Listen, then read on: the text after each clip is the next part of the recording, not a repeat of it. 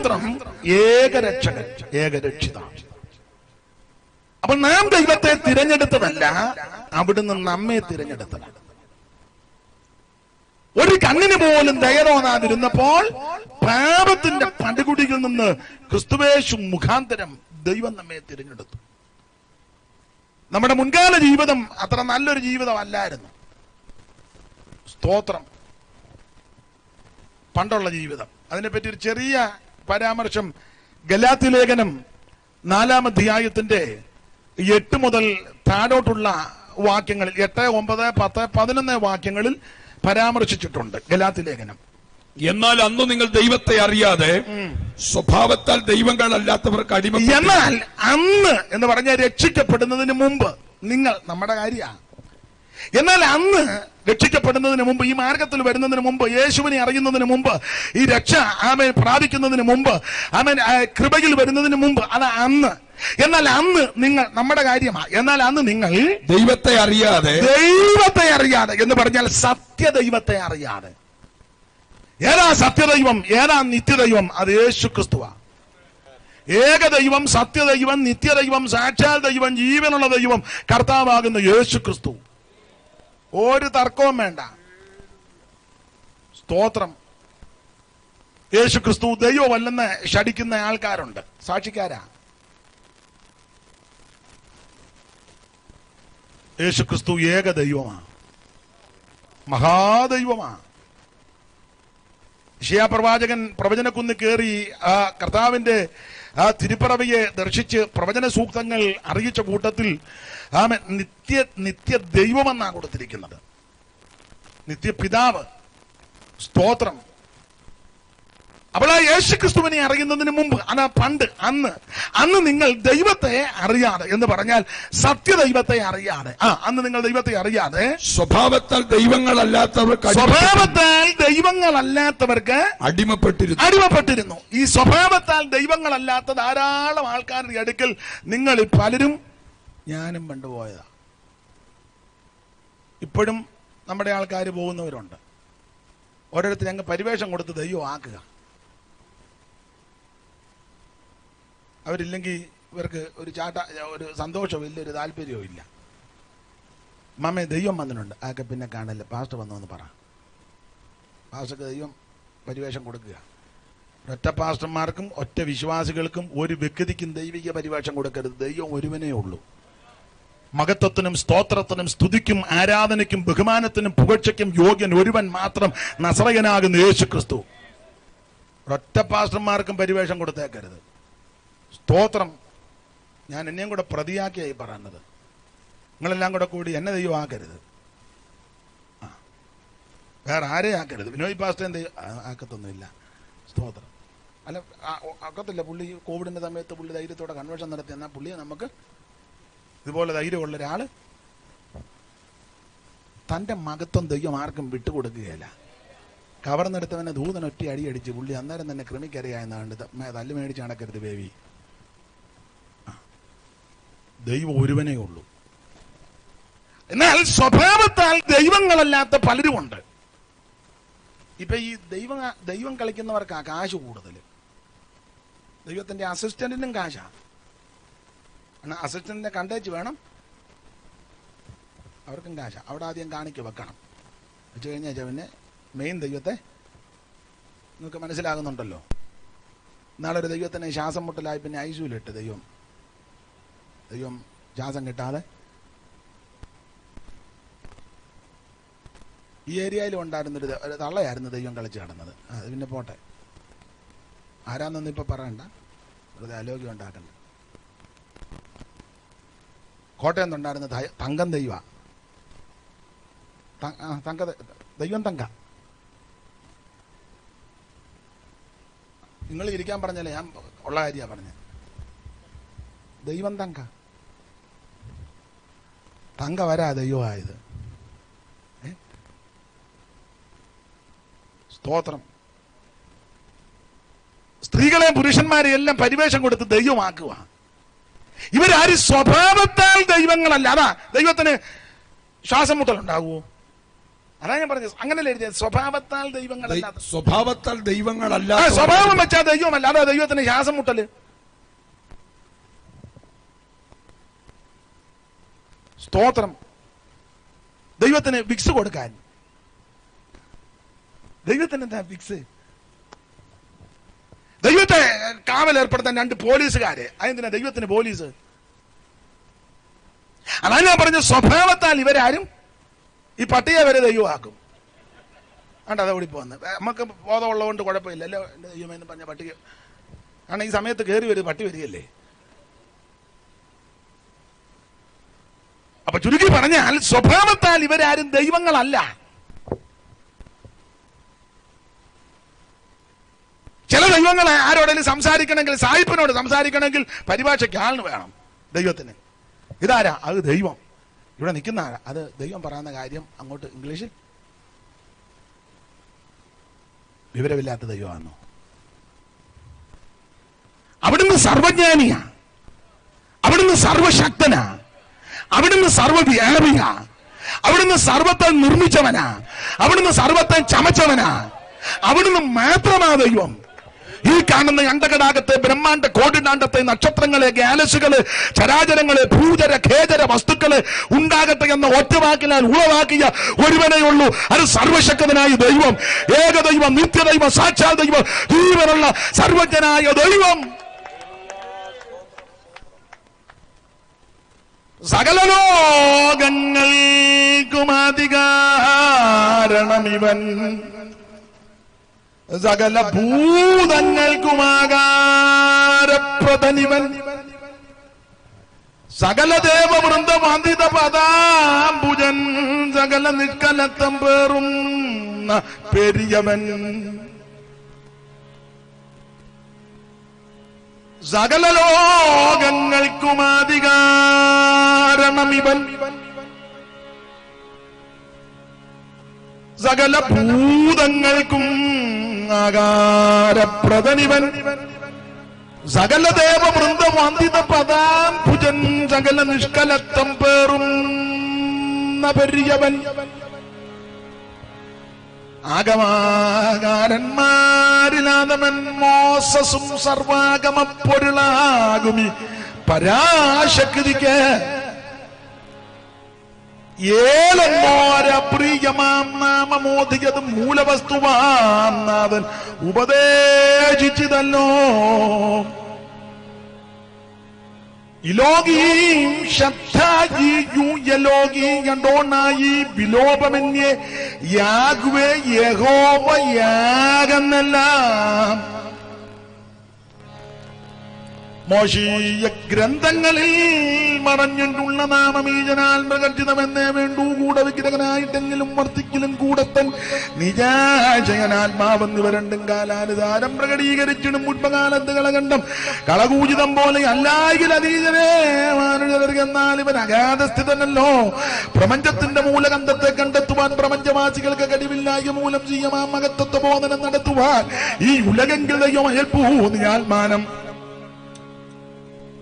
താഴോട്ട് ചൊല്ലി വരുമ്പോൾ കാശിന് കൊള്ളാതുള്ള കരത്തിൽ നാടിയെല്ലാം നാസറായൊരു ജിംജോനായിരം ബലിസ്ഥിരക്കാശി നീ തന്നിൽ കൊന്നു വീഴ്ത്തുവാൻ കഴിഞ്ഞെങ്കിൽ ഈശനെ നിനക്കെന്നാൽ ദുഷ്യകമെന്തെന്നുള്ളൂ. സപ്തവർണ്ണങ്ങളുടെ മിശ്രണമായുള്ള ഒരു സപ്തസപ്തിയും കിരണങ്ങളാൽ കാർമേകവും ചിത്രവർണ്ണോജ്വലമാൻ ചേപമായി തീരുമെങ്കിൽ ഉത്തമാ നീ ദീപ്തിയാലൻ ബുദ്ധി ശോഭിക്കില്ലേ. നമസ്തേ ദേവദേവ നമസ്തേ വിശ്വവന്ധ്യ നമസ്തേ ദേവദേവ നമസ്തേ നദജന പാലന പാരായണ. മോശയിന്നാവിനെ നീ പ്രവർത്തിക്ഷമമാക്കി സ്വേഷയം കരുതയെ കൊണ്ട് നീ പറകിച്ചു ദാശരെ പ്രഭാഷണം പടുക്കളാക്കി തീർത്തു. മോശമായൊന്നുമില്ല നിന്നുടെ കരം ചേർന്നാൽ ഊടിക്ക് നിർമ്മാതാവേ ദൈവനിർണയമാകും ഗഗനറ്റ ആ ചുടറ്റ ഭാഗങ്ങളും. അപ്പോൾ ശ്രദ്ധിക്കുക, ഇതൊക്കെ വ്യാഖ്യാനിച്ചാൽ കൊള്ളാമെന്നുണ്ട്, അതിന് ഇപ്പം സമയമില്ല, അതല്ലല്ലോ വിഷയം. സർവജ്ഞനായ ദൈവം ഈ കാണുന്ന സകല ചരാചരങ്ങളെ നിർമ്മിച്ച നിത്യനായ ശക്തനായ ആ ഏകദൈവം, സത്യദൈവം, നിത്യദൈവം ക്രിസ്തു.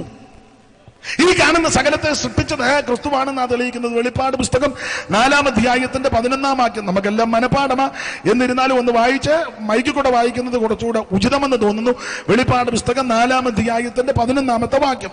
കർത്താവേ, നീ സർവവും സൃഷ്ടിച്ചവനും, കർത്താവേ, നീ സർവവും സൃഷ്ടിച്ചവനും, എല്ലാം നിന്റെ ഇഷ്ടം ഹേതുവാൽ, എല്ലാം നിന്റെ ഇഷ്ടം ഹേതുവാൽ ഉണ്ടായതും സൃഷ്ടിക്കപ്പെട്ടതും ആകയാൽ മഹത്വം ബഹുമാനവും ശക്തിയും കൈക്കൊള്ളുവാൻ യോഗ്യനെന്നും പറഞ്ഞുകൊണ്ട് തങ്ങളുടെ കിരീടങ്ങളെ സിംഹാസനത്തിന് മുമ്പിലിടും. ദൈവത്തെ മാത്രം ആരാധിക്കണം. കാരണം ഈ ആരാധനയ്ക്ക് യോഗ്യൻ അവിടുന്ന്. കാരണം ഈ സകലത്തെ സൃഷ്ടിച്ചത് അവിടുന്ന്. അതുകൊണ്ട് ഏകദൈവം നിത്യദൈവം യേശു ക്രിസ്തു.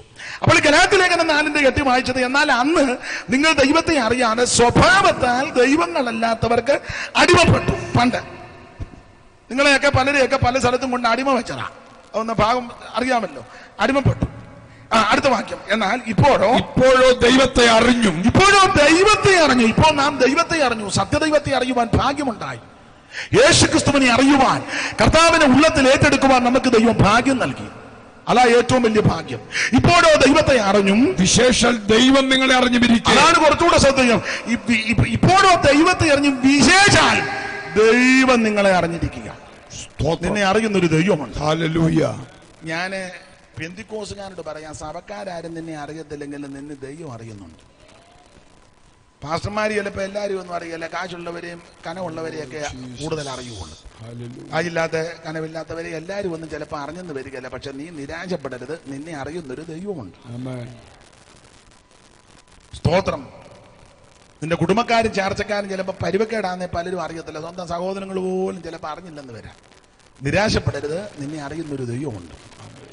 ഇപ്പോഴോ ദൈവത്തെ അറിഞ്ഞും വിശേഷാൽ ദൈവം നിങ്ങളെ അറിഞ്ഞുമിരിക്കെ നിങ്ങൾ പിന്നെയും ബലഹീനവും ദരിദ്രവുമായ ആദിപാഠങ്ങളിലേക്ക് തിരിഞ്ഞ് അവർക്ക് പുതുതായി അടിമപ്പെടുവാൻ ഇച്ഛിക്കുന്നത് എങ്ങനെ എന്ന് പറഞ്ഞാൽ, ഈ പാമ്പാടിക്കാരോടും കൂടെ ചേർത്ത് പറയുക, ഇനി ഇപ്പം നിങ്ങൾ ദൈവത്തെ അറിഞ്ഞിരിക്കുക, ദൈവം നിങ്ങളെ അറിഞ്ഞിരിക്കുക. അതുകൊണ്ട് നിങ്ങൾ ഈ പഴയതിലോട്ടൊന്നും ഇനി പോകരുത്. മനസ്സിലാകുന്നുണ്ടോ? പഴയ പരിപാടിക്കൊന്നും മിണ്ടുന്നില്ലല്ലോ ആരും. ആ പഴയ മനുഷ്യനെ അവന്റെ പ്രവൃത്തികളോടുകൂടെ ഉരിഞ്ഞു കളഞ്ഞതാ. ഇനി പഴയതിലോട്ടൊന്നും നിങ്ങൾ പോകരുത്. നിങ്ങൾ ദൈവമക്കളാ. യോഹന്നാന്റെ ലേഖനം പഠിപ്പിക്കുന്നത്, കാൺമീൻ നാം ദൈവമക്കളാ. പത്രോസ് പറഞ്ഞ അന്ധകാരത്തിൽ നിന്ന് അത്ഭുത പ്രകാശത്തിലേക്ക് വിളിച്ചവന്റെ സൽഗുണങ്ങളെ ഘോഷിപ്പാൻ തക്കവണ്ണം ജാതിയും രാജകീയ പുരോഹിത വർഗവും വിശുദ്ധ വംശവും സ്വന്തം ജനവുമാ. അങ്ങനെയുള്ള നിങ്ങൾ പഴയതിലോട്ട് ഇനിയും പോകരുത്. സ്തോത്രം. മനസ്സിലാകുന്നു? ഞാൻ ഇനിയും പറഞ്ഞത് പെന്തിക്കോസുകാരോടാ. തർക്കം ഉണ്ടാകുകയെന്ന് പെന്തിക്കോസുകാരുടെ കാര്യമായി പറയുന്നത്. പെന്തിക്കോസ് ഒന്നുകൂടെ തെളിച്ചങ്ങ് പറയാം. പെന്തിക്കോസുകാര് ഓണക്കളിക്കൊന്നും പോകരുത്. നീ അവിടെ വടം വലിക്കാനും തുമ്പി തൊള്ളാനും കൊട ഊതാനും കൂടാമുതിരി എന്നും പറഞ്ഞ് അവിടെ കിടന്ന് തുള്ളരുത്. നമുക്കിവിടെ തുള്ളാൻ ഇഷ്ടം പോലെ സ്ഥലമുണ്ട്. കുടവില്ലെന്നേ ഉള്ളൂ. വേണേ ഒരു കുടവും കൂടെ വീട്ടിൽ നിന്ന് കൊണ്ടുപോരും. പോകരുത്. പഴയതിനൊന്നും ക്രിസ്തുമസ് ആഘോഷിക്കാനൊന്നും നീ പോകണ്ട. സ്തോത്രം. മനസ്സിലാകുന്നില്ലായിരിക്കും. പെന്തിക്കോസുകാരുടെ കാര്യമായി പറയുന്നത്. മറ്റുള്ളവർക്ക് ഞാൻ ഇച്ചിരി കഴിഞ്ഞു തരാം, ഇവർക്കൊന്ന് കൊടുത്തേച്ച്. നിങ്ങളും പോകരുത്. സ്തോത്രം. നീ വേർപെട്ട ദൈവ പൈതല. കർക്കശമായ വേർപാട് പാലിക്കണം. ആ പഴയതിലോട്ടൊന്നും ഇനി പോകരുത്. മരണവീട്ടിൽ പൊക്കോണം. അത് കഴിഞ്ഞുള്ള ചടങ്ങ് ഏതാ? അടിയന്തരം 40 കഴിഞ്ഞ് അപ്പച്ചൻ വരുന്നത്. അപ്പച്ചൻ 40-ന് മുന്നേ ഇവിടുന്ന് പോകാൻ ദൈവമേ എങ്ങനെയും എന്നെ ഇവിടുന്ന് അങ്ങ് എടുക്കണമെന്ന. കാരണം കഞ്ഞിയും വെള്ളവും കൊടുക്കാതെ ആശ്വാസഭവനിലൊക്കെ കടന്ന് പരുവക്കേടായി എല്ലും തോലുമായി എങ്ങനെയും എന്നെ അങ്ങ് എടുക്കണമെന്ന് പറഞ്ഞ അപ്പനും അമ്മയും. പിന്നെ അപ്പനും അമ്മയാണ് 40 കഴിഞ്ഞപ്പോൾ ഇവിടെ കണ്ട് കറങ്ങി കിടക്കുന്നത്. അല്ലച്ചാ നിനക്ക് മട്ടാ, എൻ്റെ കാശടിച്ച് മാറ്റാനാ മറ്റവർ അവിടെ നിന്ന് അപ്പച്ചനോട് ഉണ്ട് എന്നും പറഞ്ഞ് അതുങ്ങൾ ഇവിടെ കിടന്ന്. അപ്പച്ചൻ ഏരിയയിലേ ഇല്ല. അപ്പച്ചൻ അന്ന് പോയതാ. ഗുണമുള്ള അപ്പച്ചനാന്ന് നേരെ മേളിലോട്ട്, ഗുണപ്പെടാത്ത അപ്പച്ചനാന്ന് നേരെ. മനസ്സിലായി കാണുമല്ലോ. അതുകൊണ്ട് ഇത് കഴിഞ്ഞുള്ള മരണ വീട്ടിൽ പോകണം. അവരുടെ ദുഃഖത്തിൽ പങ്കുചേരണം. എന്തെങ്കിലും ചെയ്യാൻ പറ്റുന്നെങ്കിൽ ചെയ്യണം. അത് കഴിഞ്ഞുള്ള ചടങ്ങുകളുണ്ടല്ലോ, ഏതാ അത് ഗുണമുള്ള കേസല്ല. അപ്പൊ ശ്രദ്ധിക്കുക, ഞാൻ പറയുകയാണ്, ജീവിച്ചിരിക്കുമ്പോ ചെയ്യേണ്ടത് ചെയ്യണം. ഞാൻ ആ ഭാഗത്തേക്ക് പിന്നെ വരുന്നുണ്ട്, നിങ്ങൾ പോകാതിരുന്നാ മതി. അപ്പൊ 1-ാം അധ്യായത്തിൽ യേശു ക്രിസ്തു മുഖാന്തരം ദൈവം നമ്മെ തിരഞ്ഞെടുത്തു. എപ്പോഴാണ് തിരഞ്ഞെടുത്തതെന്ന് കൃത്യമായി ആർക്കും പറയാൻ ഒക്കത്തില്ല. അവിടെ കൊടുത്തിരിക്കുന്നത് ലോകസ്ഥാപനത്തിന് മുൻപ്. സ്തോത്രം. ഒരു സംഭവം പറയേണ്ടതായിപ്പം, പക്ഷെ എല്ലാവരും അത് പറയുന്നത് കൊണ്ട് ഞാനത് പറയുന്നില്ല. സ്തോത്രം. സൈമൺ സാറ് അത്യാസന്ന നിലയിൽ കിടന്നപ്പോൾ വേറെ സാറന്മാർ പുള്ളിയെ കാണാൻ ചെന്ന ചരിത്രമാണ്. അപ്പോൾ അവർ ചെന്നപ്പം ഇവർ വേറെ വിഷയങ്ങളായ പറക്കി. സാറിനൊടുവിൽ സംസാരശേഷി നഷ്ടപ്പെട്ടെന്ന ഞാൻ കണ്ടിട്ടില്ല, ലഭിച്ച അറിവിന്റെ വെളിച്ചത്തിൽ സംസാരശേഷി ഒന്ന് പോയെന്ന്. പെന്തിക്കോസ് ചില ആൾക്കാർ പറഞ്ഞ മറുഭാഷയ്ക്കെതിരെ പുള്ളി പറഞ്ഞത് കൊണ്ടാണ് ഞാൻ വിധിക്കുന്നില്ല. കാരണം മറുഭാഷ പറഞ്ഞ പല ആൾക്കാരും ഒന്നും മിണ്ടാതാ പിന്നെ പോയത്, ഒന്നും മിണ്ടിയില്ല. പോകാൻ നേരത്തെ കണ്ണ് മറിയുന്ന കണ്ട്. അതുകൊണ്ട് നമ്മൾ ആരും കയറി വിധിക്കണ്ട, അതൊക്കെ തമ്പുരാൻ ചെയ്തോളും. എന്ന് മറുഭാഷ പറഞ്ഞ മറിയാമ്മ എന്നെ അനാവശ്യം പറഞ്ഞാച്ചാ ഇവിടുന്ന് പോയത്. സ്റ്റേജിൽ നിന്ന് മറുഭാഷ പറഞ്ഞു സ്തുതിച്ചാട്ടെന്ന് പറഞ്ഞ അപ്പൻ അവസാനം തെറി പറഞ്ഞാച്ചാ ഇവിടുന്ന് പോയത്, കോട്ടയം സൈഡിൽ നിന്ന്. മനസ്സിലാകുന്നുണ്ടോ? അതുകൊണ്ട് നമ്മൾ ആരെയും വിധിക്കണ്ട, വിധിക്കുന്നത് ദൈവമാണ്. എന്തായാലും സാറിന്റെ സംസാരശേഷി ഒടുവിൽ നഷ്ടപ്പെട്ടെന്ന്. അപ്പൊ സാറിനെ കാണാൻ എസക്കേൽ സാറും ചെറിയാം സാറും ഷൗമേൽ സാറും ഒക്കെ ചെന്നെന്ന ഇത് പറഞ്ഞുള്ള അറിവാ. അപ്പോൾ അവരെ ഒന്നിച്ചിങ്ങനെ കൂടി സംസാരിച്ച് സാറിങ്ങനെ ആറന്മുള കുന്നംപുറത്ത് തറവാട്ടിൽ കട്ടിലേക്ക് കിടക്കുക, ഇവരെവിടെ ചെന്നെന്ന. അപ്പൊ അവരിങ്ങനെ സംസാരിച്ച കൂട്ടത്തിൽ ദൈവം ഇവരെ തിരഞ്ഞെടുത്ത വിഷയങ്ങൾ അയവറക്കി വന്ന കൂട്ടത്തിൽ ഷൗമേൽ സാറ് പറഞ്ഞു, എന്നാലും ദൈവം നമ്മെ കണ്ട് അമ്മയുടെ ഉദരത്ത് വെച്ചേ കണ്ടല്ലോ. ഉടനെ മിണ്ടാൻ മേലാതെ സാറ് അവിടെ കിടന്നുകൊണ്ട് ഇങ്ങനെ കാണിച്ചെന്നാ പറഞ്ഞത്. അതിലും മുന്നെയാണ് മിണ്ടാൻ മേലാത്തോണ്ടാ. അപ്പോൾ എം.ഇ. ചെറിയാച്ചൻ ഭക്തനായ ആ നല്ല മനുഷ്യൻ പെട്ടെന്ന് ചിന്തിച്ചു പറഞ്ഞു, ബ്രദർ ഷൗമേലെ തെറ്റി, അമ്മയുടെ ഉദരത്തിൽ വച്ചില്ല, നാം പിണ്ണാകാരമായപ്പോഴേ അവിടുന്ന് നമ്മളെ കണ്ടതാണ്. അപ്പോൾ സാർ അവിടെ കിടന്നുകൊണ്ട് പിന്നെയും കാണിച്ചു, അതിലും മുന്നെയാണ്. പുള്ളിക്ക് മിണ്ടാൻ മേലാത്തോണ്ടാ. അപ്പോൾ YSKL സാറ് കുറച്ചുകൂടെ ജ്ഞാനിയാണ്. അപ്പം അദ്ദേഹം പഴമക്കാർ പറഞ്ഞുള്ള അറിവാ. അദ്ദേഹം ഉടനെ ചിന്തിച്ചു പറഞ്ഞു, ബ്രദർ തെറ്റി, അമ്മയുടെ ഉദരത്തിലും പിണ്ണാകാരമായപ്പോഴുമല്ല, ഈ വാക്യം എടുത്തേച്ച് പറഞ്ഞു ലോകസ്ഥാപനത്തിന് മുന്നേ കണ്ടതാണ്. ഉടനെ സാർ ഇവിടെ കിടന്നുകൊണ്ട് കാണിച്ചു, അതിലും മുന്നെയാണ്. അപ്പൊ എസക്കേൽ സാറ് 6-ാമട വേദപുസ്തകത്തിൽ ജ്ഞാനമുള്ളയാളാണ്. അദ്ദേഹം ഒന്നുകൂടെ ചിന്തിച്ചു പറഞ്ഞു, ബ്രദർ എനിക്കും തെറ്റി, അമ്മയുടെ ഉദരത്തിലും പിണ്ണാകാരമായപ്പോഴും ലോകസ്ഥാപനത്തിന് മുൻപല്ല. യെശയ്യാവിന്ന് വാക്യം എടുത്തേച്ച് പറഞ്ഞു യുഗാരംഭത്തിലേ കണ്ടതാ. കാരണം അവിടെ വായിക്കുന്നത് നീ യുഗാരംഭം മുതൽ ഞങ്ങളുടെ ദൈവമാണെന്ന, യുഗാരംഭത്തിലേ നമ്മളെ കണ്ടെന്ന് പറഞ്ഞു. ഉടനെ സൈമൺ സാർ അവിടെ കിടന്നുകൊണ്ട് കാണിച്ചു, അതിലും മുന്നെയാണ്. പുള്ളി അംഗീകരിക്കുന്നില്ല. അപ്പോൾ അമ്മയുടെ ഉദരത്തിലും പിണ്ണാകാരമായപ്പോഴും ലോകസ്ഥാപനത്തിന് മുമ്പേ യുഗാരംഭത്തിലുമല്ല, അതിനു മുന്നേ കണ്ടെന്ന. അങ്ങനൊരു സംഭവം നടന്നെന്ന പഴയ ആൾക്കാർ പറഞ്ഞുള്ള അറിവ്, അതിൻ്റെ അറിവിൻ്റെ വെളിച്ചത്തിലാണ് ഞാൻ പറഞ്ഞത്. തിരിച്ച് ഇവർ പ്രാർത്ഥിച്ച് പിരിഞ്ഞ് തിരിച്ചു പോകുന്ന വേളയിൽ എം.ഇ. ചെറിയാച്ചൻ്റെ ഉള്ളിൽ ഈ വിഷയം മതിച്ചു. യുഗാരംഭത്തിന് മുമ്പേ ദൈവം കണ്ടല്ലോ.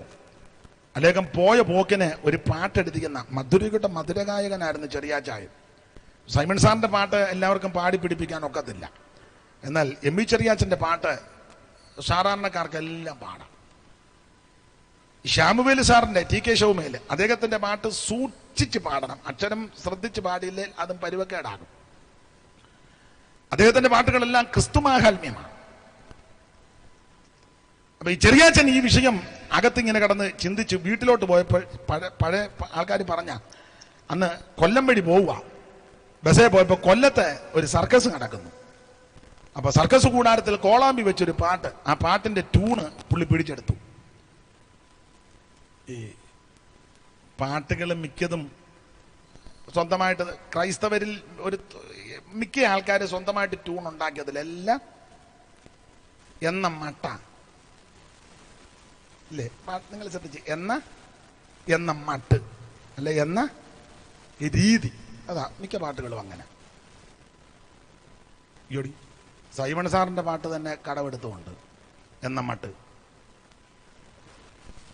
ഈ ചൊല്ലു പറയുന്ന എനിക്ക് സാറിനെ അദ്ദേഹത്തിന്റെ പാട്ടുകളൊക്കെ ഞാൻ പാടാറുണ്ട് പലതും. എന്നാലും പുള്ളിയും പല ട്യൂണും കടമെടുത്തതാണ്. ഒത്തിരി പാട്ടുകൾ. അഞ്ചാം രാജ്യം അതൊരു കടവാ. ഉന്നതമായ ഗിരിക്കുമേൽ നിന്നു വന്നിട്ടും കല്ലു പതാതിക ചെന്നു ചൂർണീകരിക്കും ഈ രാജ്യങ്ങൾ അന്ന് വന്ന കല്ല് വന്മലയ്ക്ക് തുല്യമായി നിറഞ്ഞു വാഴു അഞ്ചാം രാജിതം ഉണ്ടാമേ. അതൊരു കടവാ. വേറൊരു പാട്ടിന്റെ കോപ്പിയാ. മുട്ടനിരിട്ടത്ത് തത്തിക്കറുമ്പോൾ എൻ്റെ അച്ഛൻ്റെ കൈകാലൊടിച്ചിൻ്റെ തെറ്റി താഴത്തു വീണ ചെൻ്റെ അത്തിയൊടിയുമ്പോൾ കൊട്ട വെച്ചു വാരണം എൻ്റെ അച്ഛനെ എൻ്റെ അമ്മ വന്ന്. അതിന്റെ മട്ട മിണ്ടുകാല. വേറൊരു പാട്ടൂടെ തെളിവ് തരികല്ലേ. വിവാഹ ശുശ്രൂഷയിൽ പഴയ അപ്പച്ചന്മാരൊക്കെ ഒരു പാടുന്ന പാട്ടുണ്ട് സൈമൺ സാറിന്റെ. ആദ്യന്തമില്ലാത്ത നിത്യന്റെ കാന്തിയാ പ്രത്യോദനൻ പോൽ പ്രകാശിച്ചു നിൽക്കും സത്യോഗമാർന്നുള്ള ദിവ്യാനനങ്ങൾ യുദ്ധംപതിക്കേക ശ്രീയേശുനാഥ. അത് വേറൊരു കടവാ. അത് എഴുത്തച്ഛന്റെ 24 വൃത്തത്തിന്റെ 5ാം ഭാഗമുണ്ട്. അതെല്ലാം എനിക്കറിയാം. ആ 5ാം ഭാഗത്തിന്റെ കോപ്പി അടിച്ചതാ.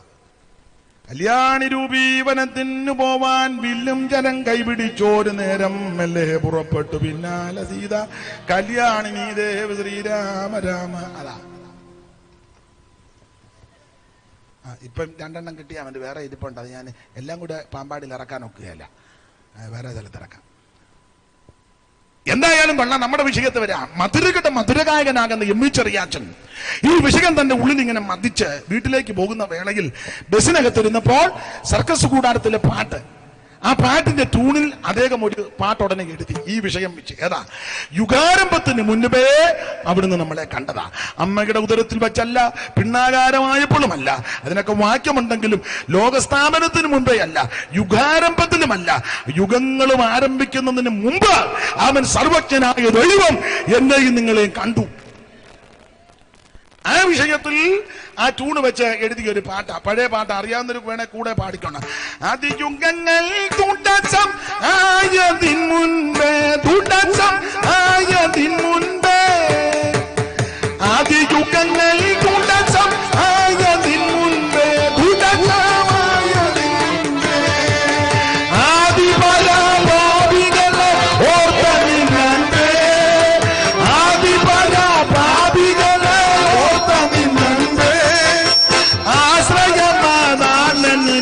ആശ്രയം പൂമ്പേ ദിവ്യാകാരുണ്യകാമ്പേ, ദിവ്യാകാരുണ്യകാമ്പേ, മകാൽ പുതമേകാൽ വരിയിൽ കാണുന്ന സ്നേഹം, മകാൽ പുതമേകാൽ വരിയിൽ കാണുന്ന സ്നേഹം, മകോന്നതൻ വഹിച്ചിടും ഈ ലോകത്തിൻ പാപം, മകോന്നതൻ വഹിച്ചിടും ഈ ലോകത്തിൻ പാപം, മകോന്നതൻ വഹിച്ചിടും ലോകത്തിൻ പാപം, സർവലോകത്തിൻ ശാപം, സർവലോകത്തിൻ ശാപം. തിരുസഭയെ നിന്നത്താൽ വാങ്ങുകയെന്നോ, നിന്നത്താൽ വാങ്ങുകയെന്നോ, തിരുസഭയെ നിന്നത്താൽ വാങ്ങുകയെന്നോ, നിന്നത്താൽ വാങ്ങുകയെന്നോ, തിരുഹിതത്തിൻ നിർണയങ്ങൾ ജീവിതമെന്നോ, തിരുഹൃതത്തിന് നിർണയങ്ങൾ ജീവിതമെന്നോ, തിരുഹൃദയം ഏഴകൾക്കായി തകരുകയെന്നോ, ദൈവം കൈവിടുകെന്നോ, ദൈവം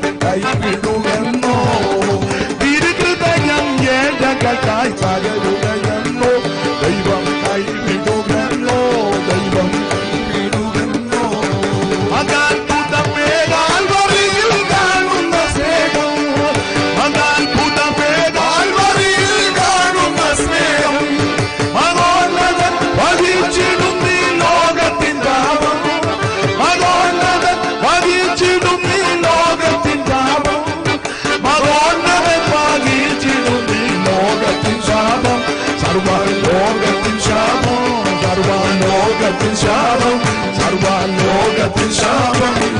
ദൈവത്തെ സ്തുതിക്കാം.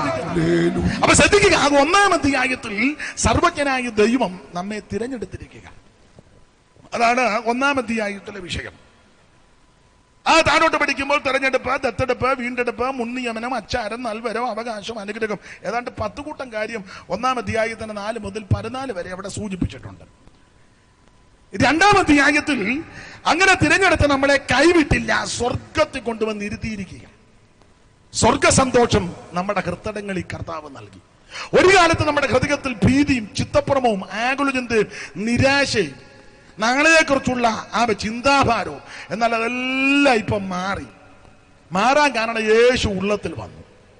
മാത്രമല്ല തിരുവചനം കൊണ്ട് നമ്മുടെ ഹൃദയം പൂരിതമായി.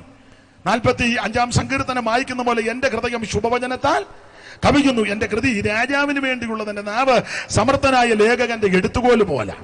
ദൈവത്തിന് മഹത്വം. അപ്പൊ ശ്രദ്ധിക്കുക, അങ്ങനെ നമ്മുടെ ഹൃദയം ദൈവത്തിന്റെ വചനം കൊണ്ട് പൂരിതമാകുകയും ആ ഹൃദയത്തിൽ യേശു ഉള്ളത്തിലേക്ക് വരികയും ഇപ്പോൾ ഹൃദയത്തിൽ നിറഞ്ഞ സന്തോഷമാണ്. നമുക്ക് പ്രശ്നങ്ങളും വിഷയങ്ങളും ഇല്ലെന്നല്ല, അതൊക്കെ ഒരു ഭാഗത്തുണ്ടെങ്കിലും ആത്മീക സന്തോഷം, സ്വർഗീയ സന്തോഷം. ഈ ലോകത്തിൽ സന്തോഷിപ്പാൻ പക ദൈവമക്കൾക്കാണ്. സ്തോത്രം. വിട്ടുപിരിഞ്ഞാൽ പിന്നെ ഭാരപ്പെടാനാ. പൗലോസ് ഫിലിപ്പിയർക്ക് പറഞ്ഞ് ജീവിക്കുന്നെങ്കിൽ ക്രിസ്തുവിന് വേണ്ടി, മരിച്ചാൽ ലാഭവും. സ്തോത്രം. ഞാൻ ദൈവമക്കളുടെ കാര്യമായി പറയുന്നത്. അപ്പൊ ശ്രദ്ധിക്കുക, 2-ാം അധ്യായത്തിൽ സ്വർഗത്തിൽ കൊണ്ടുവന്ന് നമ്മളെ ഇരുത്തി എന്ന് പറഞ്ഞാൽ ആ സ്വർഗീയ അനുഭവം നമുക്ക് തന്നിരിക്കുക. ഇപ്പോൾ നിരാശയൊന്നുമില്ല, ഭീതിയൊന്നുമില്ല, ചിത്തപ്രമവും ആകുലചിന്തയും ഒന്നുമില്ല. അതെല്ലാം ദൈവം മാറ്റി നാം ദൈവമക്കളാക്കി തീർത്തു. 3-ാം അധ്യായത്തിൽ ഓർപ്പിച്ചല്ലോ, ശ്രദ്ധേയമായ പ്രാർത്ഥന, അപ്രമേയ ധനം വിവരിക്കുന്നില്ല. 4-ാം അധ്യായത്തിൽ ദൈവസഭയ്ക്കുള്ള 5 തരത്തിലെ ശുശ്രൂഷക വൃന്ദങ്ങൾ. 4-ാം അധ്യായത്തിന്റെ 11 മുതൽ താഴോട്ടുള്ള വാക്യത്തിൽ അപ്പോസ്തോലൻ, പ്രവാചകൻ, സുവിശേഷകൻ, ഇടയൻ, ഉപദേഷ്ടാവ്, 5 തരത്തിലെ ശുശ്രൂഷക വൃന്ദങ്ങളെ ദൈവത്തിന്റെ സഭയ്ക്ക് നൽകി. ഇതിനപ്പുറം ഒരു നിയമനമൊന്നും ഒരു സഭയ്ക്കും ഇല്ല. 5 എണ്ണവും നിയമിച്ചുള്ളൂ: അപ്പോസ്തോലൻ, പ്രവാചകൻ, സുവിശേഷകൻ, ഇടയൻ, ഉപദേഷ്ടാവ്. അല്ലാതെ സെക്രട്ടറി, ട്രഷറർ, അതൊക്കെ നമ്മൾ ഉണ്ടാക്കിയത് ദൈവം അറിഞ്ഞ കേസല്ല. ദൈവം അറിഞ്ഞ കേസുമല്ല. ദൈവം ഇതൊന്നും അംഗീകരിക്കുന്നുമില്ല. സഭയുടെ സെക്രട്ടറി, അവന് പുസ്തകക്രമം പോലും അറിയാൻ മേല, അവനാണ് സഭയുടെ. ചില സഭയിൽ ചെല്ലുമ്പോൾ പറഞ്ഞു, ഇപ്പോൾ സെക്രട്ടറി മുമ്പോട്ട് വന്ന് വരവൊക്കെ ഒന്ന് കാണണം, 2 പേനായും നടത്തവും. ഞാൻ ചോദിച്ചു, നിനക്ക് പുസ്തകക്രമം ഒന്ന് ക്രമത്തിൽ പറയാം, ഉൽപ്പത്തി മുതൽ വെളിപ്പാട് വരെ. സ്തോത്രം. ചില സെക്രട്ടറിക്ക് പൊതുവിൽ പ്രാർത്ഥിക്കാൻ പോലും, എല്ലാവരുടെയും കാര്യമല്ലേ, പ്രാർത്ഥിക്കാൻ പോലും അറിയത്തില്ല. ചിലർ അഭിഷേകം പോലും പ്രാപിച്ചതല്ല. ഇടയ്ക്കിടയ്ക്ക് ഇങ്ങനെ വെട്ടുന്നല്ലാതെ ഇവന് യാതൊരു ചൈതന്യം ഉള്ളവനല്ല. അതിനാണ് അത് ഞാൻ പറഞ്ഞത്. ഇത് ദൈവം അറിഞ്ഞ കേസല്ല. സഭയുടെ രക്ഷാധികാരി അത് മൂപ്പില കിടന്ന് ഉടക്കുണ്ടാക്കാതിരിക്കാൻ അവിടെ ആക്കി വെച്ചിരിക്കുന്നതാണ്. അല്ലേ, ഇങ്ങനെ കിടന്ന് മെനയുണ്ടാക്കും. അതിന് സൈഡിലൊരു കസേരയും കൊടുത്ത വിട്ടിരിക്കുക. പുള്ളിയാണ് രക്ഷാധികാരി. ഇതൊന്നും ദൈവം അറിഞ്ഞ കേസല്ല.